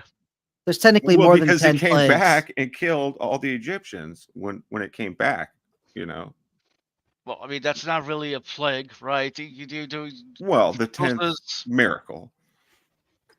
When the waters came back, it killed all the Egyptians. So I mean that's well, yeah. But I think the original Passover was a reference to them passing over on dry land, right? And then the priests added that lie about the blood of the lamb or whatever, and then they made Passover a reference to that rather than to what it originally meant. It's a reference to passing over on dry land through the sea, coming up out of the water. Correct. Jesus Christ, sir. That fucking image. This is here for Jill. Yeah, Serb really has a thing for Joe Biden, man. Well, I just had a meme where Red Thing was the only one that took it to this level, but geez. I just had a meme making fun of Joe Biden. I just think this is funny. How does this make fun of Joe Biden? Show them in the chat. It's muscles. Yeah, right. He kind of looks like Ricardo. I'm expecting to do the Ricardo dance. It's so ridiculous. Dude, if anyone comes to my house, they're gonna be like, "What the fuck are you watching?" On your I got scrolling things here. It says no insurrection. Now he's trying to trigger me. Now Serv's trying to trigger me. And I have to change the number here because it's been 1,523 days since the last attempted insurrection. Jesus Christ. But it's there. It's there. Right now, this is for Jill, though. I will Oh, make. Biden! I have a God, complaint. how I love you. There's not enough oil on Biden's chest. We need more oil. Yes. God, look at that. All right. With that, I'm gonna drop down. And sweat beads. Good talking to you guys. I'll talk to you later. Right. Right. Dirty.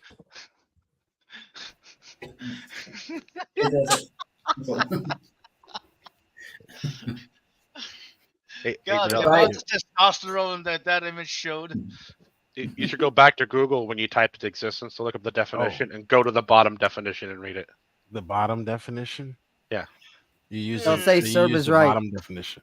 Yeah, real definition, yeah. A real definition. So the real definition is not the first definition, it's the bottom definition. No, they're all real definitions. The second definition is there is no second definition. The There's a first bunch and of only them. definition, it's a noun, the fact or state of living or having object reality. So it's describing a state of being. You're gonna make State me of share living this, or you're gonna or be that state dishonest. of object reality. There Okay, is no fine then. other definition. I'll get it for you, Joe. Yeah, stop lying. All right. So I was going to ask Dirty if he was voting for Biden The this year. last thing it says is a being or entity. So technically, my company is a existence. Yes. I just googled it. He's just making stuff up. Oh no, I'm gonna share it right now. You could try your I just those gotta bring bullet it over points. so I can share it. Here, share my screen. I'll take a Oh, stand. don't can't believe share I'm your still screen. doing this. Don't share your screen first. I'm gonna share I it. I'm can't gonna believe show I'm you still the doing this. definition. Like this is just after all these months have gone by, this guy's still running There we this go. new Share that if you would. existence. I just googled existence, and there's only one definition of existence. Right here, Joe. Those are bullet points, sir. Those are examples. Those are not definitions. Oh, great. Then they're examples. All that exists. Perfect. The bullet points. That's a state of being. Yeah, all that It's exists a right there. state of being. Being, Those are bullet continued points. There's survival. one definition of existence, sir. I'm gonna zoom in here for you. And then there are usages. Do you know how Oh, to great. read a Then dictionary? this is a legitimate usage, right? You know how to read All a that dictionary? exists. He believed that the Right. essence. Yeah. All that Great. exists. Right. That's exactly how I'm using That's it, Joe. it's still describing. It's a descriptor of all that exists.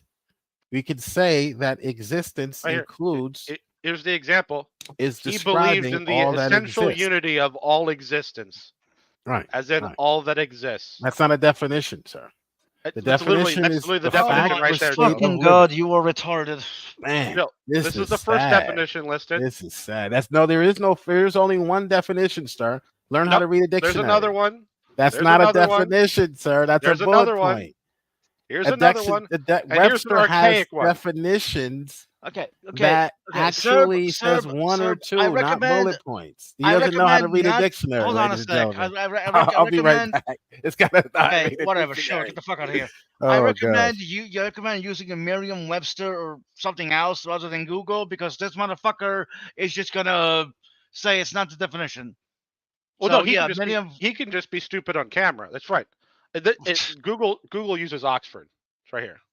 Oh, well, never mind then. This is directly from the Oxford Dictionary. I can't help it that Jill doesn't understand that when you have bullet points in a dictionary like this, it's just saying there's alternative definitions. That this is the primary one that they think is the most relevant most of the time, and these are secondary and tertiary ones that are listed because people use this word this way. Although Jill doesn't understand that English isn't prescriptive.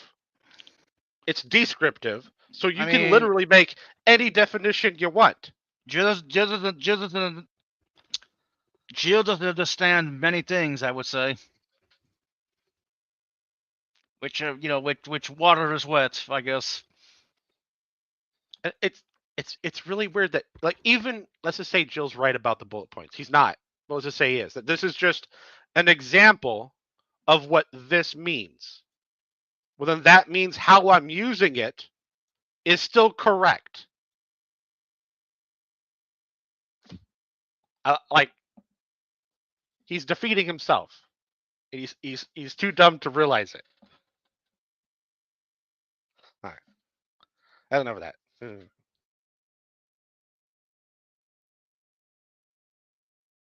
I wonder if Joe like has a pile of money that he just goes lays on and throws in the air whenever he feels right, like in all of his success. He's just like, ah, ha, ha, ha. I wouldn't imagine so. I'm gonna He's a get to that point. He's a substitute teacher. I wouldn't imagine he had piles of money.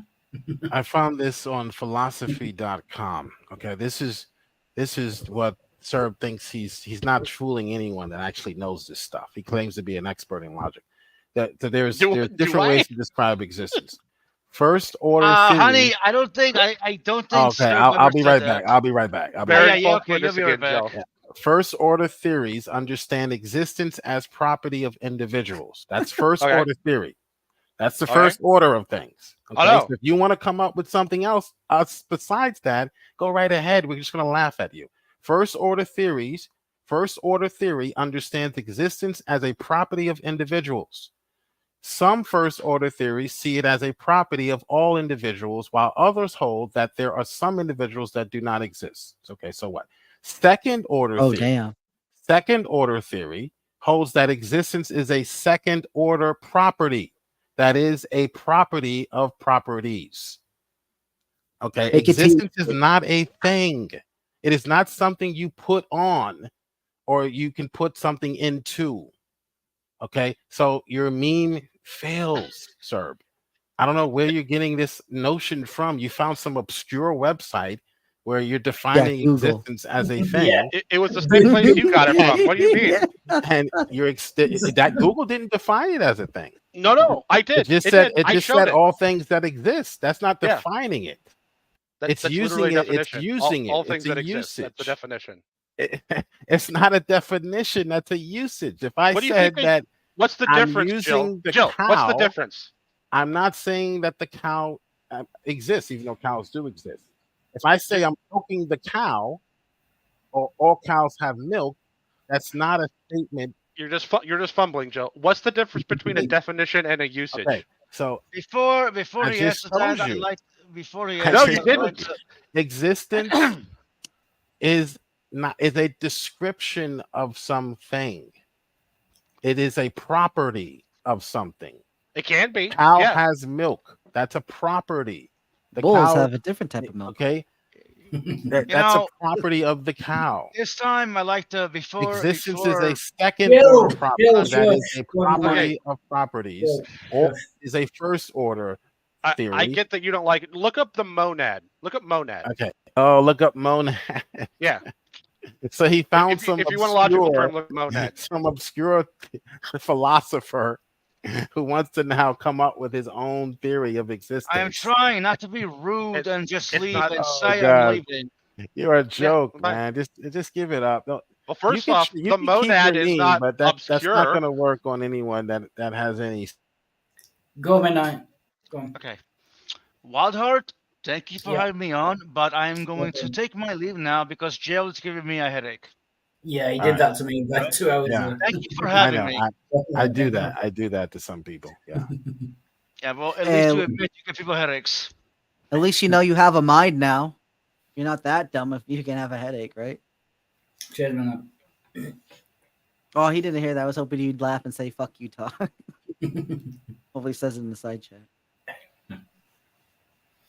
And actually, I need some sleep, so I'm going to end it there. Thanks everyone for joining. Oh, I can leave it going if you want. I can just go to bed. That's fine. Well, I mean, he's not going to look at monad because then he'll prove himself wrong. Oh, yeah. Yeah. Already looked it up. It's already in Oxford, which is what Google uses, the way I'm using it. Secondly, it doesn't have to be in a dictionary anywhere. I can give the word whatever definition I want, as long as I'm honest and tell you what the definition is.